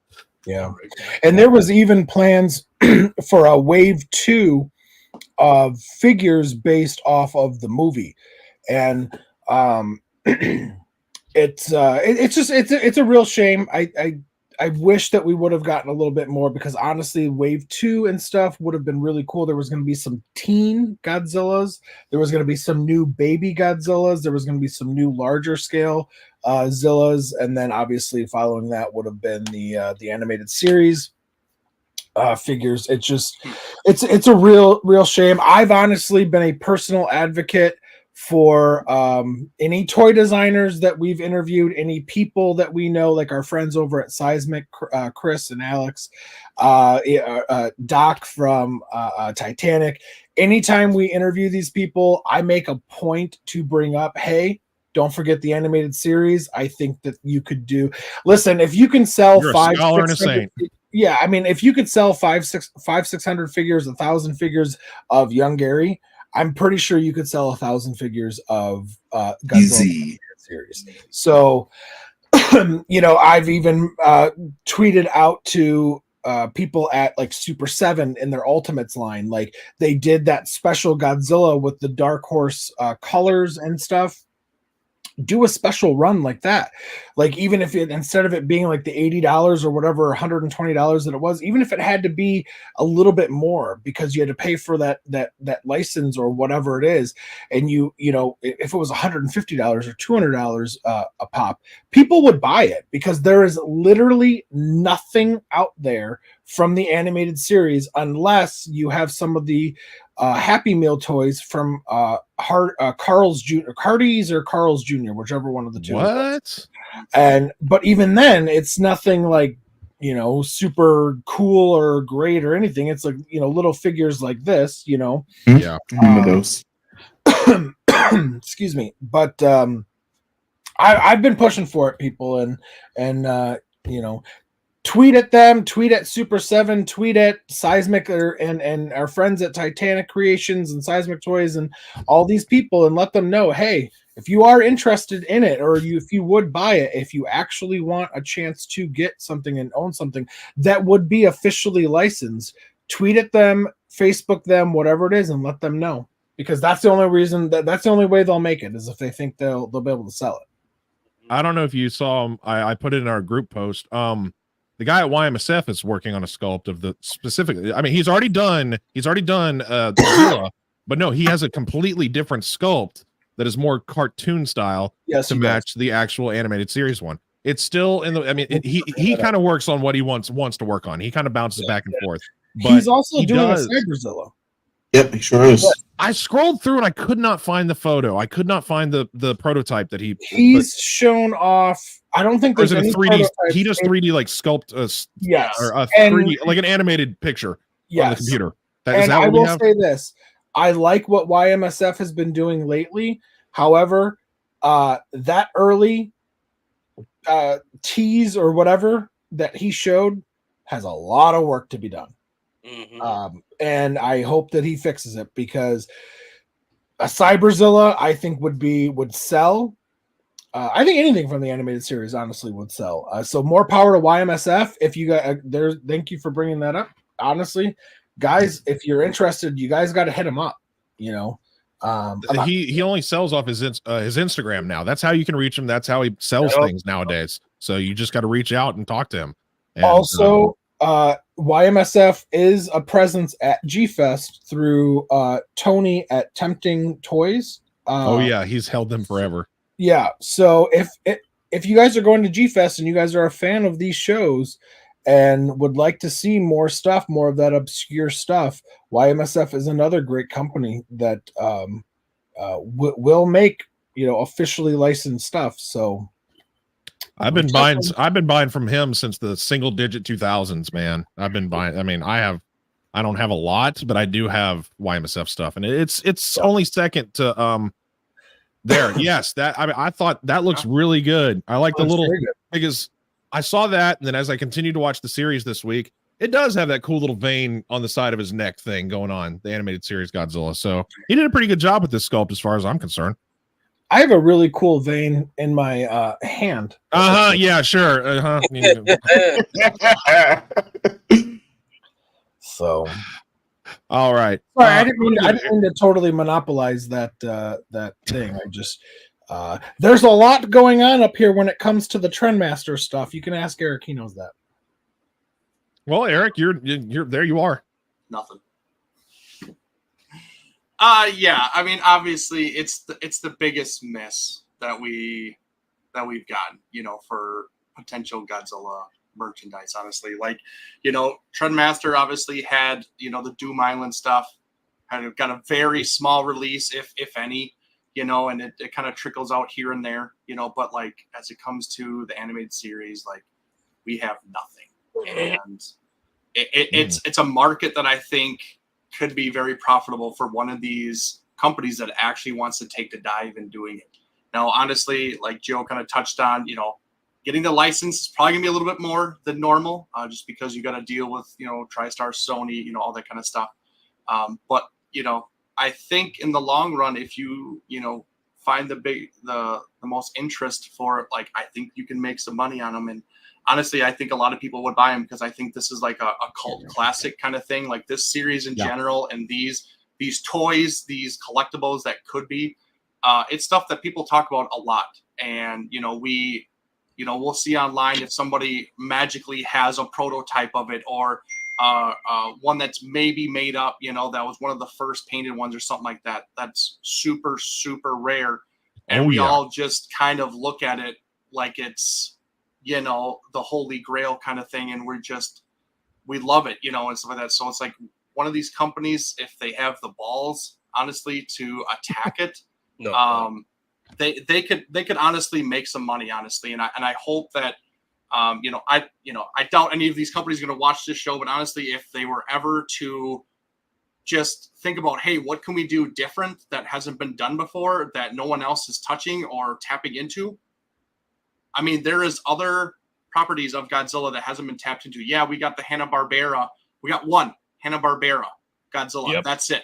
We have nothing else. We have none of the other kaiju, the villains, nothing. That hasn't been tapped into. Talk about the animated series, hasn't been tapped into yet. You talk about the Dark Horse comic series. We got the one Godzilla, but you have the plethora of other villains in the comic book series. You have the Marvel series that hasn't been touched and everything. There is a lot of stuff that still hasn't been touched that could be gold mines for these companies. And I think if, like I said, one of them kind of has the grapefruits to go after it and actually like, okay, we're going to invest in this and going to really try to make a run for this, I think they could profit on it a lot, honestly, because it's just something different. People want something different. They want something new. They don't want something that's always recycled and stuff like that. From a little scale to a bigger scale to maybe a gigantic scale. I want something different. I want something that hasn't been made. I want something that's in my collection that there's no representation of. That's what I want, and stuff like that. So I think a lot of these companies, they have to think about that before trying to get this, easy money, with recycling this stuff all the time. And I mean, there's X Plus could be one of them. I know Spiral Studios is making their big Godzilla, but honestly, like Leslie said in the chat, I said the same thing. There's no way I'm buying that big Zilla because I don't like it that much. I like the animated series more, and I would buy something like that. But I'm not going to spend $1,000 on this big giant Zilla, and it's not even a favorite of mine. Yeah, I don't have anything in my collection, but like it's not worth that kind of money. I'm sorry, but I'm not doing that. And X Plus did do an old release of the '98 Godzilla, but it's outdated. I think it's even polystone or polyresin, something like that. Very fragile, and everything, like even more fragile than what we see nowadays. Oh yeah, honestly, and like, and it could honestly use a revamped version of what a '98 Godzilla would look like, or an animated Godzilla. But honestly, as much as I don't like the animated series, I still want a representation of that Godzilla in my collection. I want a representation of Zilla in my collection that is movie accurate and looks really good. Like, because that's what I want. I want something of everything that's been Godzilla. So Yeah, it just sucks Gee. that we just get to look at these old flyers and like, what could have been, and stuff like that. And it's just like Trendmasters was on the verge of giving us something, and we just, don't have it. So hopefully, maybe one of these other companies, like I said, has the the grapefruits to try to do it and everything. So The cherries, the grapes, the coconuts, all the different round shaped fruits. Yes. all it is, yeah. It is a shame. It really does suck because it's a whole this entire group right here, the five of us, we're a whole generation, and there's many more of us. There's a whole generation that would latch on to some 98 animated series figures. I would. I mean, they're cool. We like this show. Honestly, we really do. I know we do. Jordan, I'm going to give you the floor, and you can voice your opinion about what we fucking lost. Yeah, no, it was definitely and obviously, growing up as a 90s baby, came across a lot of the Trendmasters collectibles. I still have some in my collection. Not so much from that time period, but I went back now as a grown ass adult to buy them. But yeah, no, it was definitely like one of the most unfortunate things that could have happened specifically for the animated series. Oscar, I'm looking at his comment right now because, and we've already mentioned this, Joan mentioned it. Samson, I know you talk highly of them. I do too. And if there's any company that I believe personally could resurrect these characters in the format of a figure, is that of YMSF. And he has been, which is great. Yes, and I've heard, oh my goodness, like I don't know how many YMSF figures I have from them, but I do know I have bought from them personally, and also from last year when I went to attend G Fest, they were one of the first booths that I went to hop right onto to purchase a figure from them. I absolutely love their sculpts. Like we talked about the Dark Horse, the Marvel. YMSF did a Marvel Godzilla, and Oscar said that. yes, so, and that's why I brought that up, because I'm like, damn it, he beat me right to it before I wanted to bring it up. But they were also making like other characters that if I can remember correctly, that went up against Godzilla in, I think, either both the Dark Horse comics as well as the Marvel comics. So like, and I've seen Samson, I know you know this, I know everybody probably knows this already. But back when we did our Zone Fighter episode, me and Samson and the side were talking about, we should reach out to SF. And then literally like, the day after, or like the week after, they ended up freaking posting prototypes of them doing the Zone Fighter character, as well as what was funny, I reached out and he said during the show, as we were talking, I reached out and I asked him, and he responded during the show, and I was like, oh guys, he says he can't because of licensing. And now, as we know, he has painted up prototypes and everything. He got it. Like, he told me, no, I can't do it. I'm sorry. Now all of a sudden, so he is somebody that could resurrect the animated series IP. I honestly believe, because he does a good job. Somebody has to do it because we were robbed. And then obviously, when we went through the prototype the YMSF created, like, I mean, obviously, they're for me personally, there's like this amount of things that I would like to add on to the figure and stuff like that to make it look a little bit more accurate. But I mean, this is like pretty much the most spot on we could possibly get right now in today's age. So it is definitely one of, oh my goodness, and I've always said this, and I personally, like, if I had money to purchase the prototypes from what Trendmasters did come out with, oh yeah, I would be gunning for them, And another opportunity that I feel like was obviously missed is, and Joe had already brought it up, we could have gotten so many characters alongside with Godzilla. Personally, I'm a huge fan of Cryptoclitus. I would have loved to have seen a figure of that alongside with even like the Bat. I don't know if Trendmasters already had that in the line of works. But again, there's just so many characters. No. No bat. No. No. No. All right. So, but look at that. Like that's such like a small section, and then imagine if we ended up getting it, and then they came out with the second wave, adding more characters to it. It's oh my goodness. We all probably feel the same way. It's an unfortunate missed opportunity.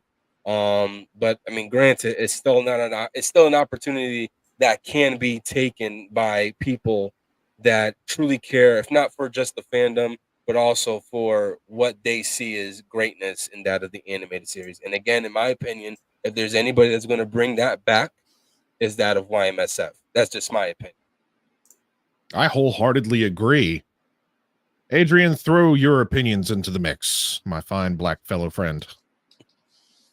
I mean, you pretty much said everything, so I'm not gonna rehash what y'all said. It is definitely a disappointment that we didn't get these figures from Trendmasters, and the fact that we haven't gotten these from anybody else is criminal. To be honest, I really do hope that someone does seize the opportunity to make some money off of this line, because there's money to be made.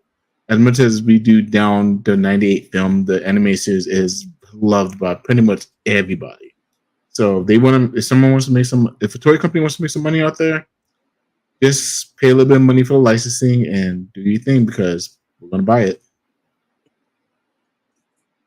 For sure. For damn sure. I mean, I would kill for some of the kaiju that are in this series. I mean, it's such a plethora and just the unique art style to turn that into toy form.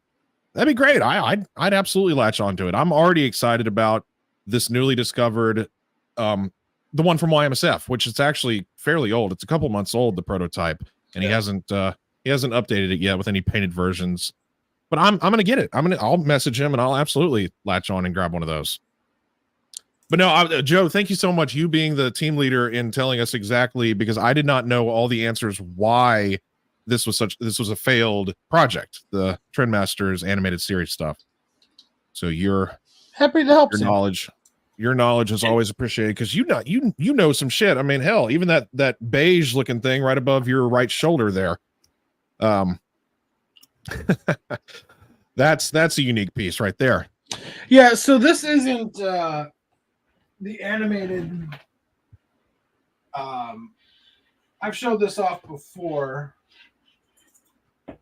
This is from a different company called Galoob.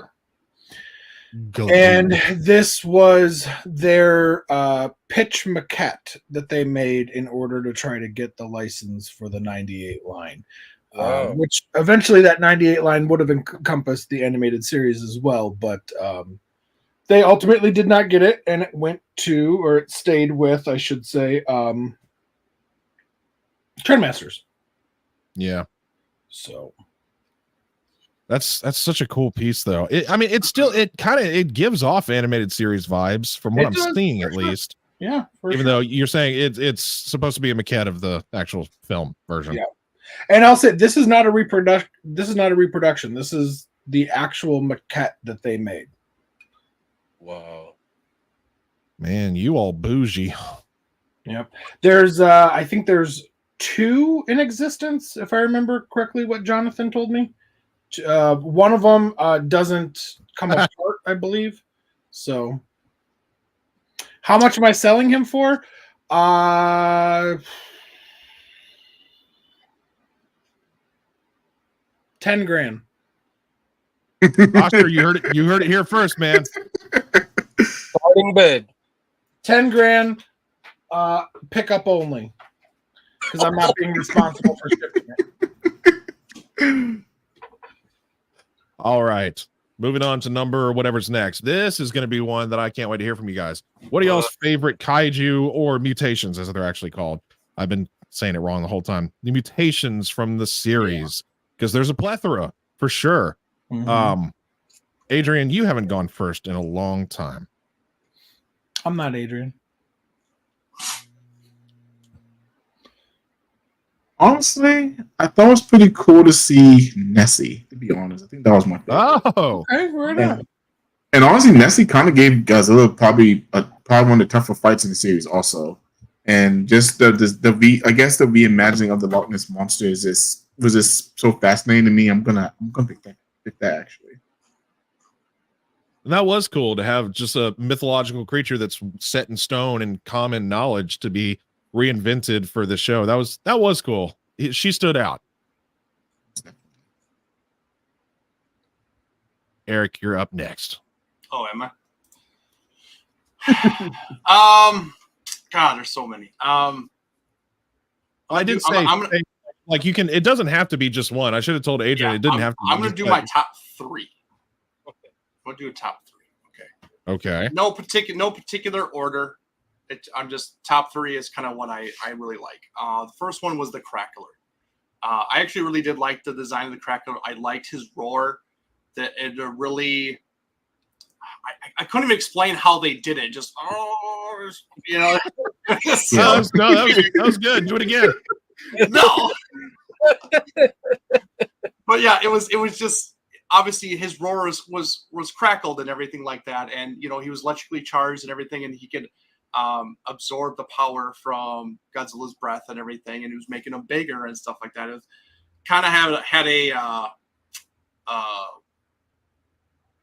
almost like a resemblance of like Hydra, almost, where like he absorbs things and he grows bigger and stuff like that. And it's like, whoa, like this thing's getting kind of big. Like if you know, I mean, Nick was adamant. He's like, hey, you need to stop blowing fire on this guy, otherwise he's gonna keep growing bigger and bigger and stuff like that. So that was just one of them that I really, really loved. The second one would probably have to be the King Cobra. I really did enjoy that one. That to me reminds me of the Warbat from the Monsterverse. Like, absolutely. And that's another connection that you can make with this series, giving inspiration to later on films and series where they are very similar in their look and everything like that. And I really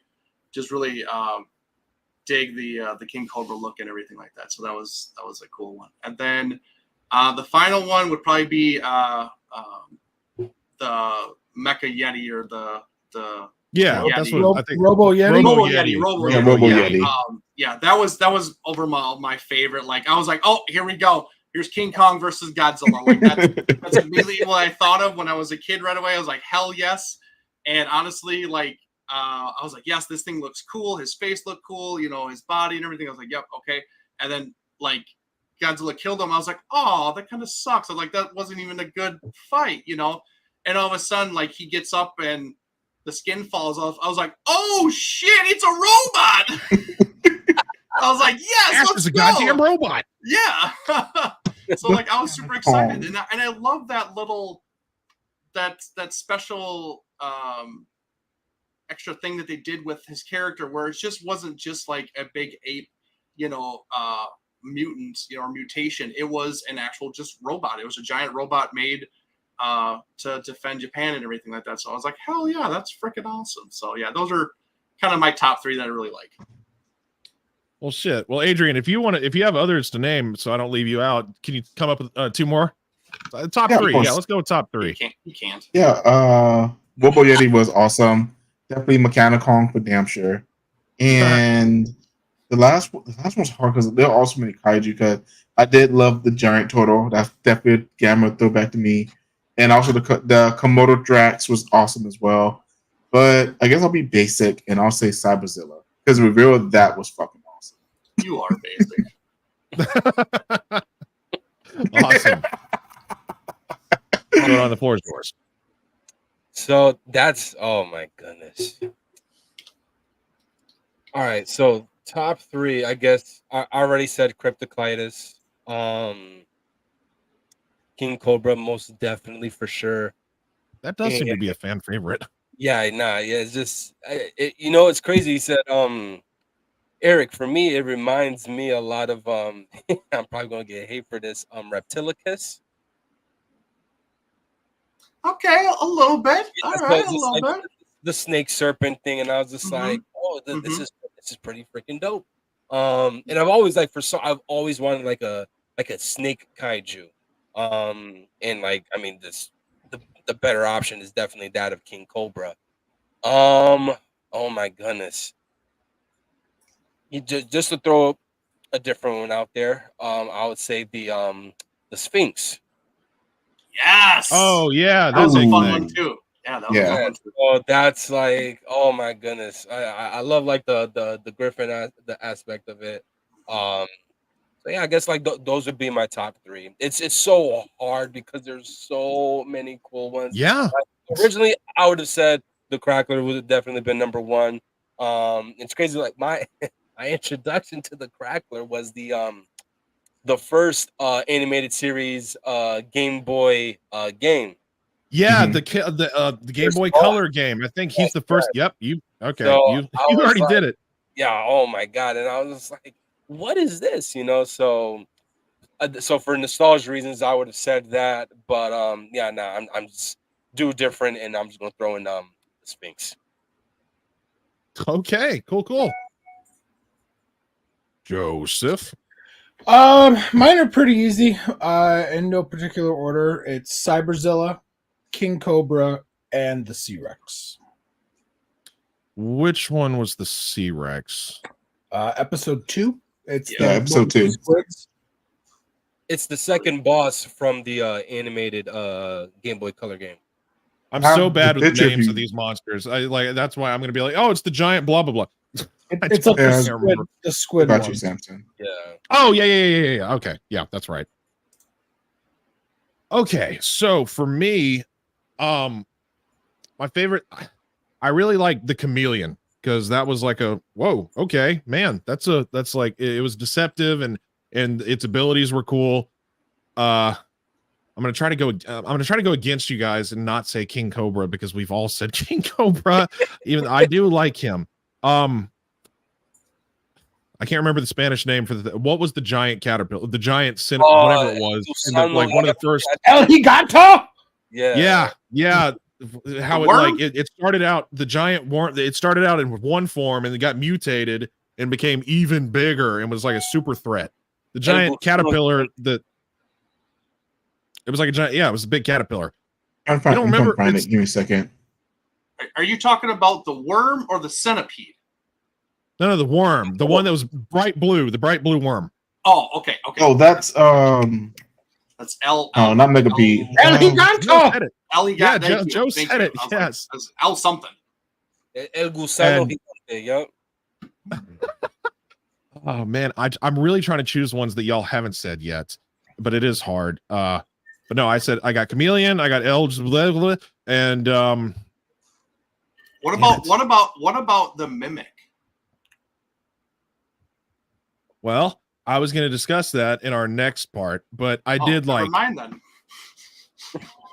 I have an honorable mention. All right, I'm that's gonna actually be pretty cool. I'm gonna be basic bitch and just say the King Cobra because that's one of my earliest memories of. I remember that episode very vividly as a kid, seeing it and being enamored by it and just liking it. I thought it was really cool, and the fact that it was like it was a tag team episode and everything. I thought he was a cool kaiju. He first showed up in Monster Wars. And then the next episode after the Monster Wars was over was that episode, that of the Robo Yeti and the King Cobra. He was a pretty big threat, I think. So that's okay. Chameleon, Elgible, and the King Cobra. All right. I like it. Before you go on, So- since I do have an honorable Oh, no, mention yeah, that go no ahead. one brought up either. Go for it. The Lizard Slayers. Those were actually pretty cool. Stop. The rednecks. Stop. Yes. I'm not doing anything. I'm not doing anything. What were we saying? Stop to? I'm the one controlling the screens. You. Yeah, I don't know. You were talking about the rednecks, and Joe said, "I'm not doing anything." He's referring to himself as the redneck. Oh, Joe. I am very slow. If you haven't caught on by now, y'all cannot do. You cannot do shit like that to me. That's not funny. My brain is not developed enough for that. So No. let's. All right. So favorite episodes and why? It can be either top 3 or if you can just pin it to one. I don't care. Just let's go into the top. Joe seems to want to. He's adamant about going first. So I'm gonna let Adrian go first. No, Joe, it's all you. It's all good. Here you go. What's my name? Eric. Okay. Sorry. Eric wished he looked this good. I'm actually gonna go with the same episode as the King Cobra and the Robo Yeti.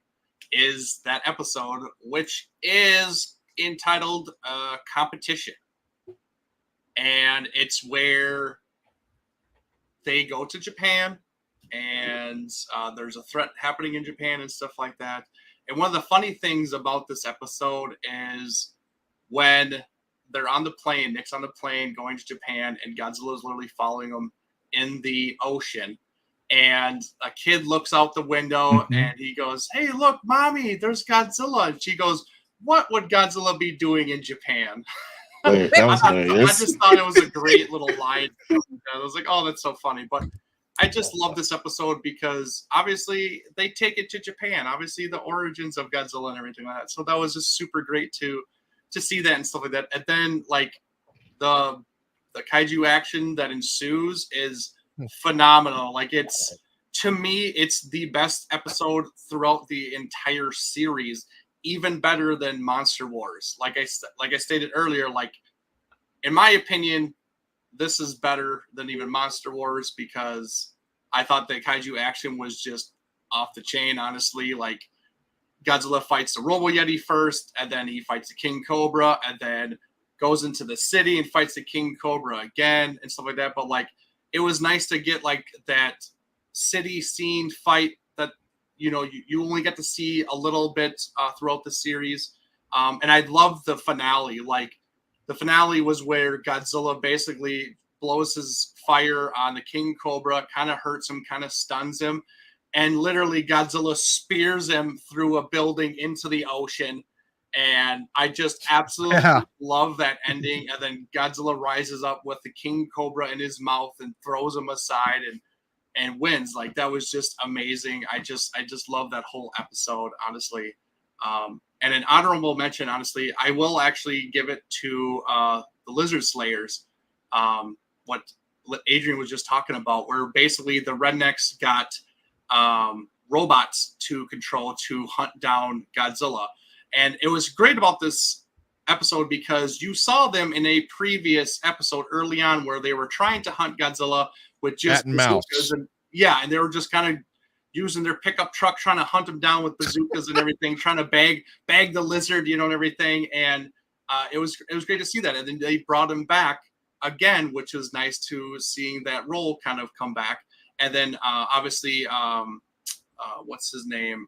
Winters. I was struggling too. I can't remember his first name, but he's Nick's kind of like rival, you know, and everything with everything that they do, you know, and stuff like that. And he kind of broke them out of jail or prison and got them bigger toys to hunt down Godzilla. And honestly, in that episode, Godzilla was getting his butt whooped. Like they were hunting him down. He didn't really have a chance. They were smothering him pretty well, honestly. And if it wasn't for like Heat kind of banding together and trying to take each one down individually, like Godzilla kind of had his handful. So that's my honorable mention. All right. The actual Joe can go next. Sorry for that. You know, for excluding the Monster Wars, because that's definitely my favorite. I'm a big fan. I can't remember the episode name. The one with Komodo Thrax, and he has the egg. Honestly, my favorite is, and it's honestly more so because of like the lore around it. It's called Future Shock, and it's where where they go forward in time, and there's these things called the Dragmas that have wiped out humanity, and there's a line in it where they have like a statue built to Godzilla because he actually sacrificed himself to hold off the Dragmas and was ultimately killed in the fight. And there's another line which is freaking awesome, is that General Hicks releases all the monsters from Monster Island to fight these Dragmas, but they end up killing them, and it's just, oh man, it's post-apocalyptic, and it's like Terminator meets Godzilla, and I love it. Yeah, it was 2022. None of that happened. Yeah. We're not on 10 Ghostbusters like it said. It's Yeah. I thought that episode was you're making me rethink things. God damn it. That is a really phenomenal one. That was a lot of fun, I thought, for sure.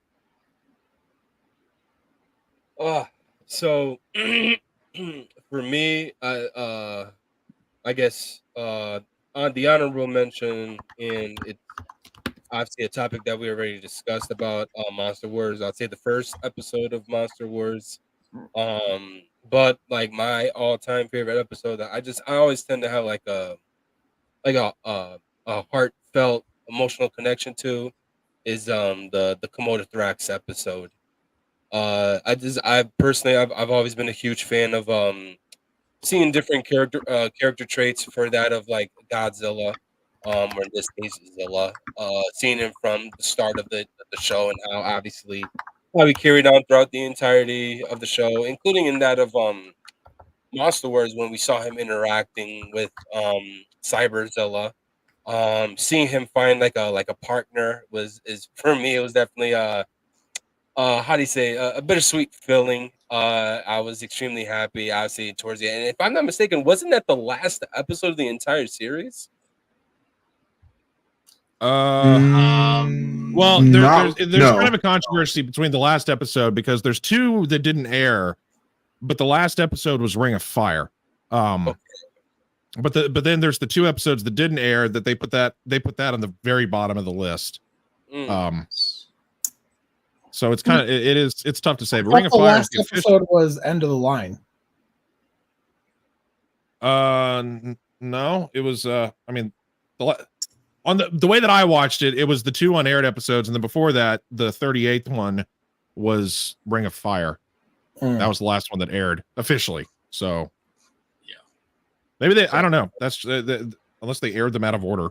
No, you could be right. I don't.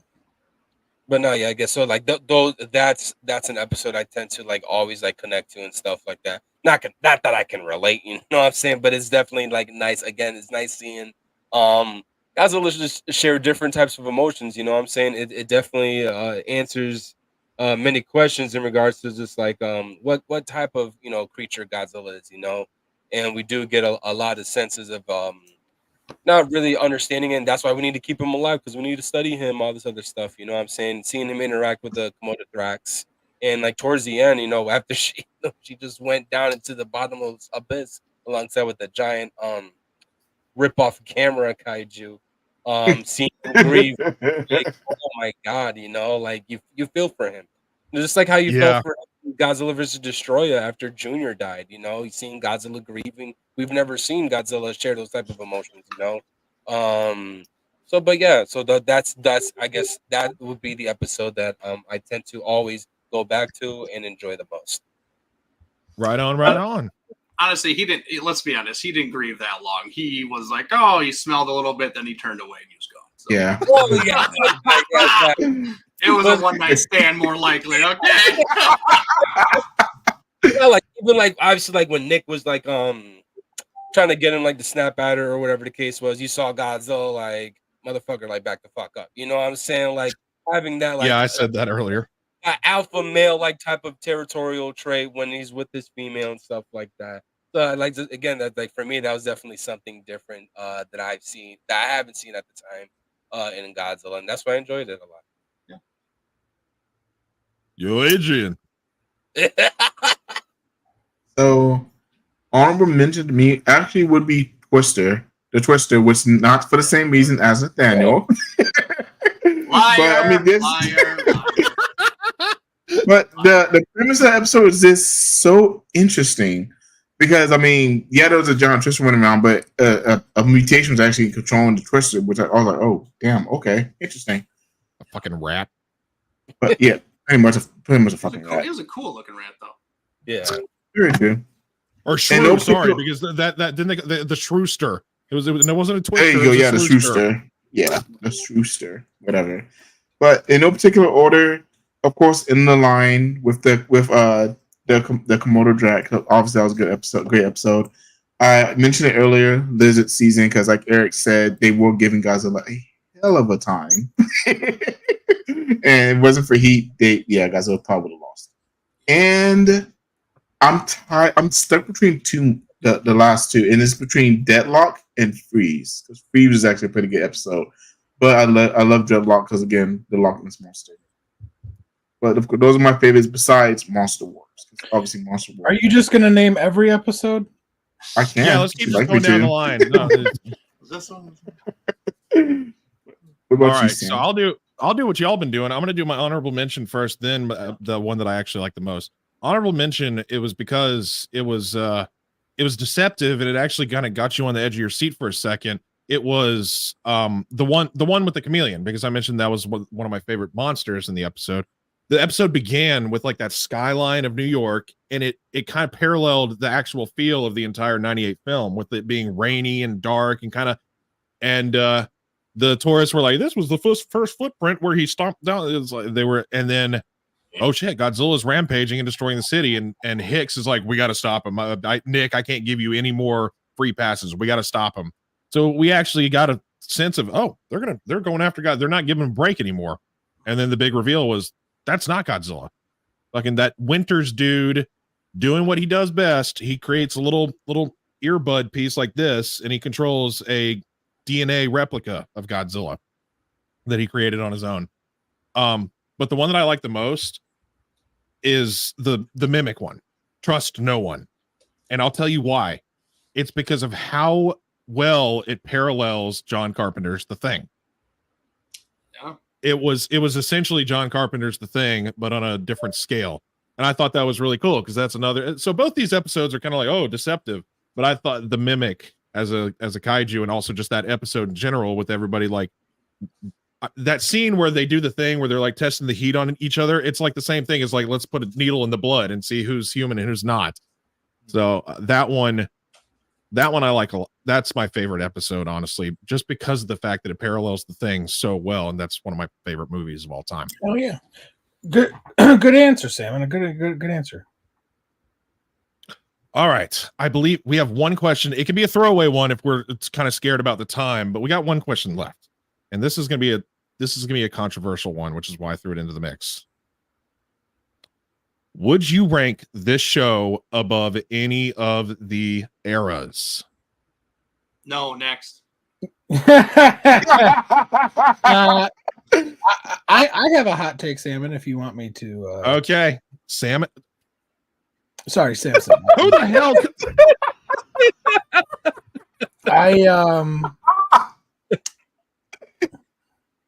What?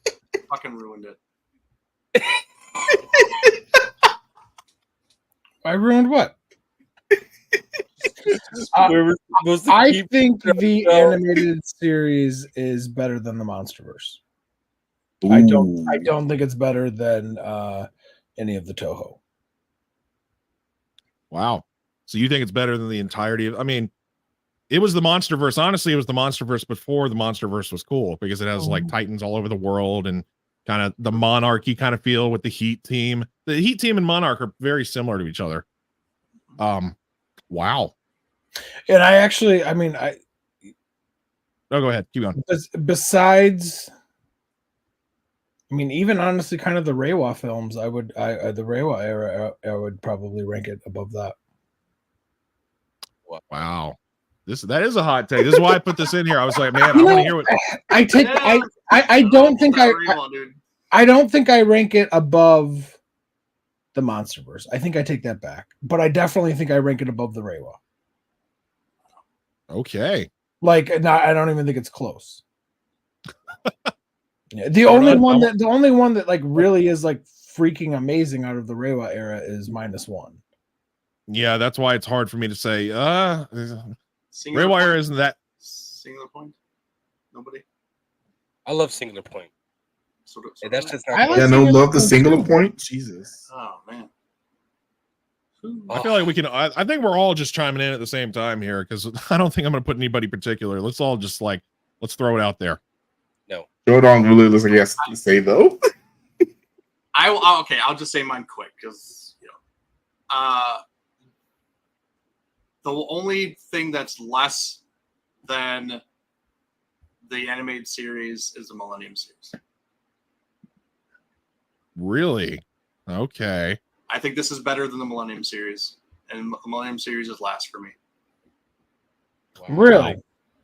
Wow. Adrian, go for it. Did you just say no flat out, or do you have something that you Well, I mean, I'm not gonna lie. I'm kind of gonna go on Joe's original thought and say that this is better than Monsterverse.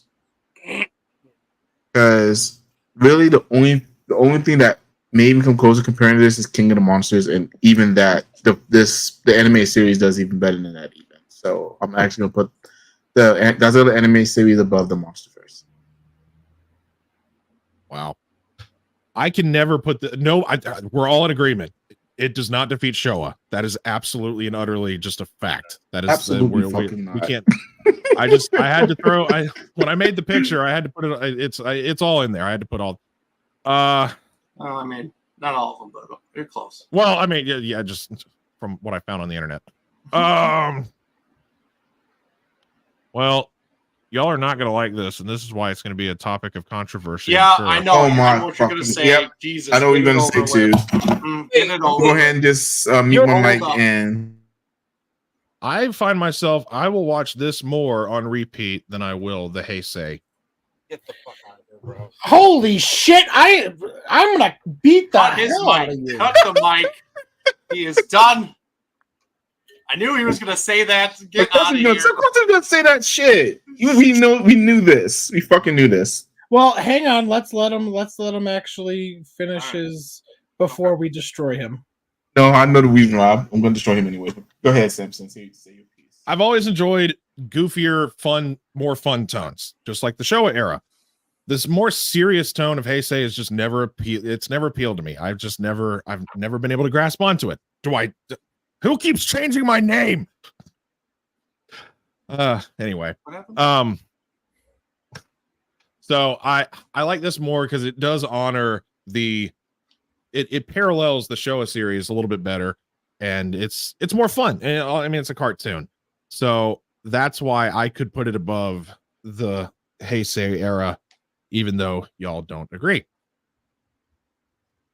Hold up. So what is your rank? Where does this fall in your ranking? Like rank the eras and then rank this one. So is Heisei completely Showa's on top. Okay. For sure. I'm a Showa guy. Showa's on top. Next comes the Millennium films because I grew up with those and I love them. They're fun. See, Reiwa is kind of hard because the only part of that it's -1. I still have not seen Shin Godzilla. So What? He has not seen Shin Godzilla. no, I don't own it and I haven't seen it. How is he a part of this group? Actually, if I were to see, but there's other animated series. This one, okay, I guess I changed my answer. This one goes above Singular Point, in my opinion. I like this more than I do Singular Point. Singular Point kind of droned on for a while. And okay, so this is very on the spot, so it's kind of hard. But I can't. Jordan's so mad that he's frozen. I know. So Yeah. that's the rock that's looking why at you. I can't make a decision because that glare. I guess I changed my answer then because Heisei isn't at the bottom of my list. So what is at the bottom of your list? The animated trilogy. Which is the Reiwa. Mm-hmm. Oh, well, I guess Reiwa is at the bottom, but that's hard because -1 is part of that era. That's the only part of Exactly. Reiwa that I like, though. So I Doesn't- guess doesn't matter. Reiwa. Okay, I'm gonna put this. All right, I guess y'all help me dissect this. Thank you, since I can't use my own brain. This animated series goes above Reiwa instead of Heisei. So Reiwa's last. Yes, So Reiwa, animated series, series. animated series, Heisei. Heisei, Millennium, Showa. Showa. Gotcha. Wow. All right. That's why because I knew what I wanted to. Okay, but All right, it was fun dissecting this with you guys, but it was a hot topic that I was like, oh shit, I kind of want to hear from y'all and maybe the audience too, if anybody could say that it would put this TV series above any of the eras and why. Yeah, it's a hard decision, but it's a question that I was like, this could maybe stir things up a bit. That's why I came up with it. Because after rewatching it with a fresh mind, rewatching it as an adult, I kind of got a fresher taste of how I feel about it. Because I liked it as a kid. Now as an adult, I have more of I can view it in a different eye. Well, Oscar says, what about the MonsterVerse? Oh, MonsterVerse goes above Heisei. Okay, so that's third. Get the out of Jordan, you ready? And hey, just to be transparent, we don't hate this stuff. We're just having fun ranking this stuff. We all I don't hate. I don't hate the Heisei era. It's just we're not just one having that fun ranking the shit. That's not one that I ever go back and watched because it's not as entertaining. I don't hate it. I just don't enjoy it as much. Yeah, but I do like every design of every monster in the film. I love all the designs of the different Godzilla iterations in the Heisei era and the monsters that he fights. It's just the films themselves don't latch on to that feel, that tone of the Heisei era. Gotcha. That's just, I mean, I know a lot of you guys hate that because I'm a goofy person. I like goofy shit. I have an undeveloped brain, so I like the things that doesn't take a lot of thought to watch and enjoy. I'm dissing myself here. I know this is going out of I guess off topic, but do you like the Rebirth of Monster series? I've never seen them. You've never seen them. I haven't watched a lot of non-Godzilla stuff. It's mostly I know, Jordan. I know. I promise you, I know. We're still broadening his horizons, really. Yes. So we're it's a miracle down to watch Younger. Box a little bit there and exposing him to other things. Is okay, so it's like teaching my niece to walk. Okay. Yeah.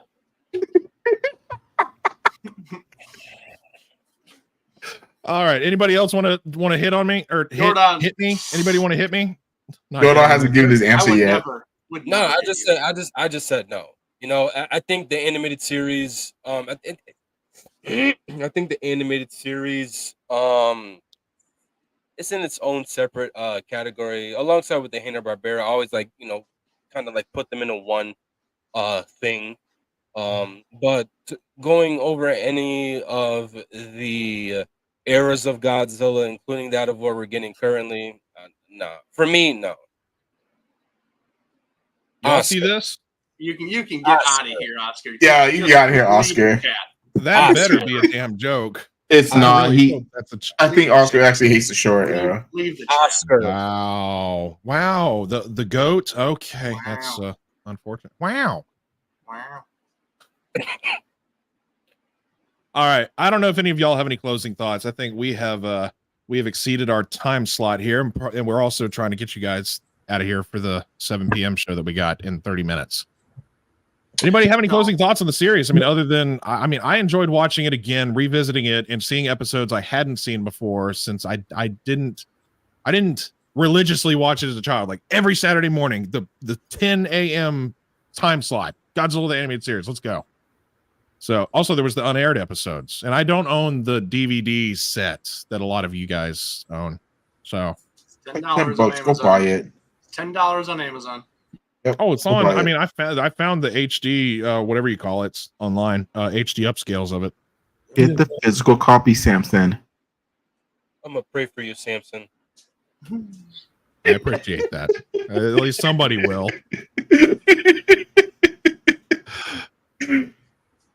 Anybody else closing thoughts, or should we go ahead and just wrap things up?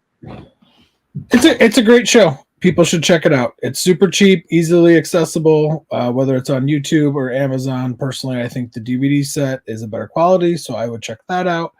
But it's a fun watch. It's a great watch. Go watch it. Yeah, and if you like, the 98 Godzilla, which there's a lot of people who do, there's no shame in that. Just it's just not for everybody. But if you do, you haven't seen this. This is a continuation of just that. Like it picks off right after that movie and stuff like that. So, and it's honestly it's a lot more fun, to be had for this series because there's a lot of things going on, a lot of cool characters. A lot of characters are really great. Like we didn't even get to talk about any of the characters in this show, but a lot of them are really fun. A lot of them are they start kind of giving a good backstory to them and stuff like that, and you start to cheer for them and stuff like that, or start to hate some of them, honestly, or start to simp for a couple, one of them and stuff like that. Let's be honest, but like honestly, there was a lot of big name voice actors in this show, honestly, that if you look it up and you're like, holy crap, like that person played this person, and this, like, I was like, wow, that's amazing, honestly. And there was 4 people who reprised their roles from the actual 98 film to the actual show and stuff like that. So that's really cool to see and everything. So obviously they thought and saw, potential in it and wanted to do it. And, that's really awesome. But yeah, it's just an overall fun series and just great little 1 episode things, every week kind of thing you could say. And it's just a lot of fun. So yeah, go check it out. I honestly had a blast rewatching the show. I didn't realize how many episodes I haven't seen since I was a kid. I can remember a lot of episodes, so it was great actually going back to rewatch it. I actually had to stop myself from rewatching it again after I finished watching it. So it was definitely great to go back and rewatch the animated series. I'm happy we had this discussion, and we need Godzilla the animated series toys. All toy companies, please, for the love of God, give us figures from that show, please, and thank you. I mean, I could piggyback off of everybody. It's an amazing show. If you're into like that retro '90s style of shows, movies, and you're just getting into Godzilla, this is definitely a gem to watch. Other than that's pretty much it. Yeah, a lot of fun, very reminiscent of the original Showa stuff. So it's better than the 98 movie, which I think this show might be the reason why a lot of people like 98, because this is the Godzilla they grew up with in the 90s versus they may not have had accessibility to the Showa cassettes and DVDs and stuff like that. So this might be why a lot of people are like, oh, 98 Zilla is the GOAT because of this show, which is not the same thing. But it was a fun rewatch, and I had a great time talking about it with you guys. And I guess shameless plugs, and let's get out of here. I'm Samson West. I'm always on here with the MWA guys. I host our Twitch channel, the MWA Twitch, where we play video games. We do movie nights. And I have my own Twitch, which is It's Samzilla, is what my now name is. And that's pretty much it for myself. Thank you, Simon Rest. For me, of course, for me, I'm of course y'all know I'm on YouTube as Godzilla 1090. Same as my Instagram, and of course I just dropped my video today of the 2022 X Plus Gigan. If you haven't seen that yet, go check that out. Eric's fucking hating still, so whatever. And of course, check us out on all the socials. Facebook's X, Instagram, Twitch, TikTok, and Spotify. Bill, what about you?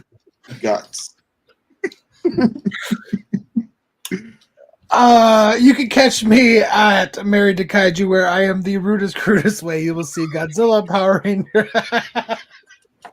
and other toku reviewed, unboxed, and ultimately collected.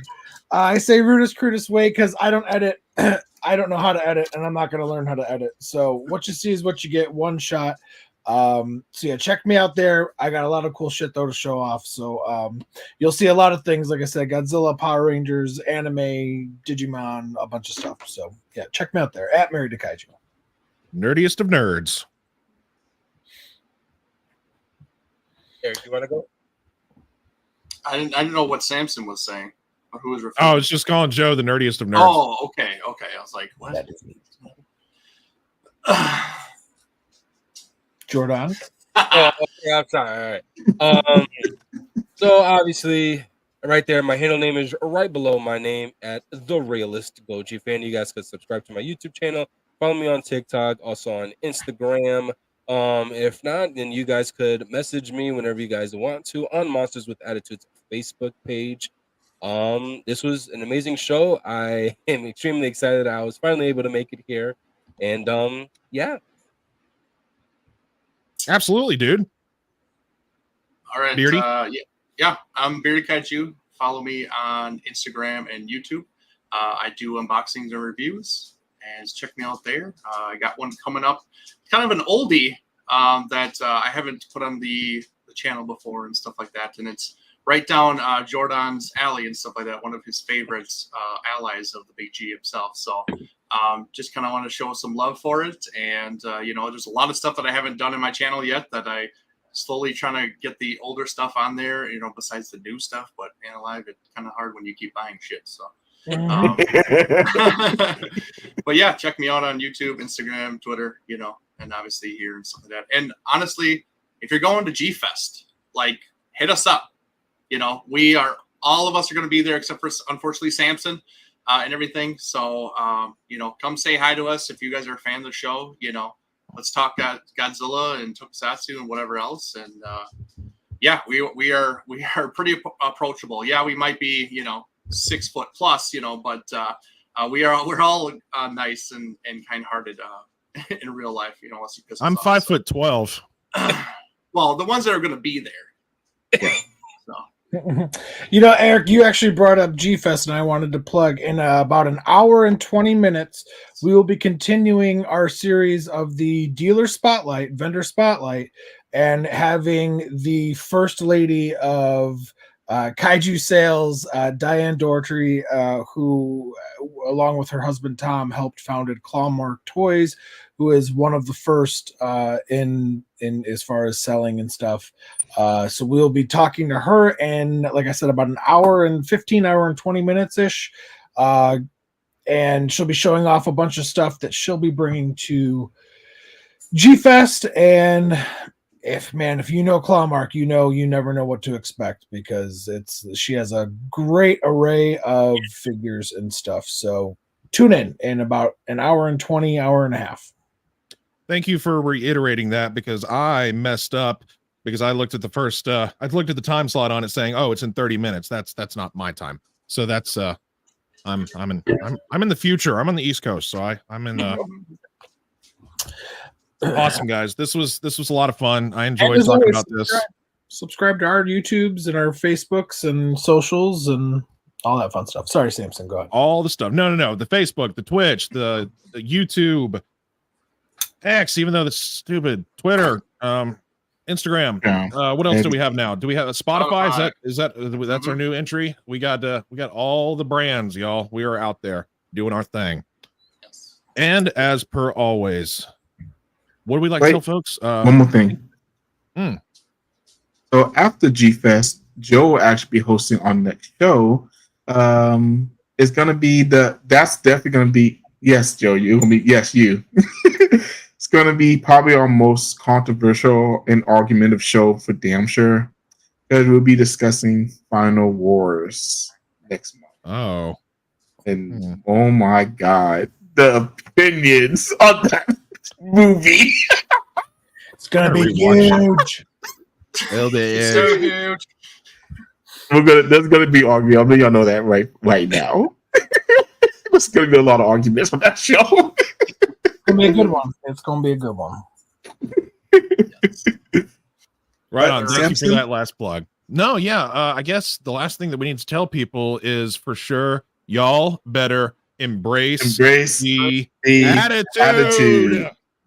Thanks for being here, guys. Sign off. Bye, everyone.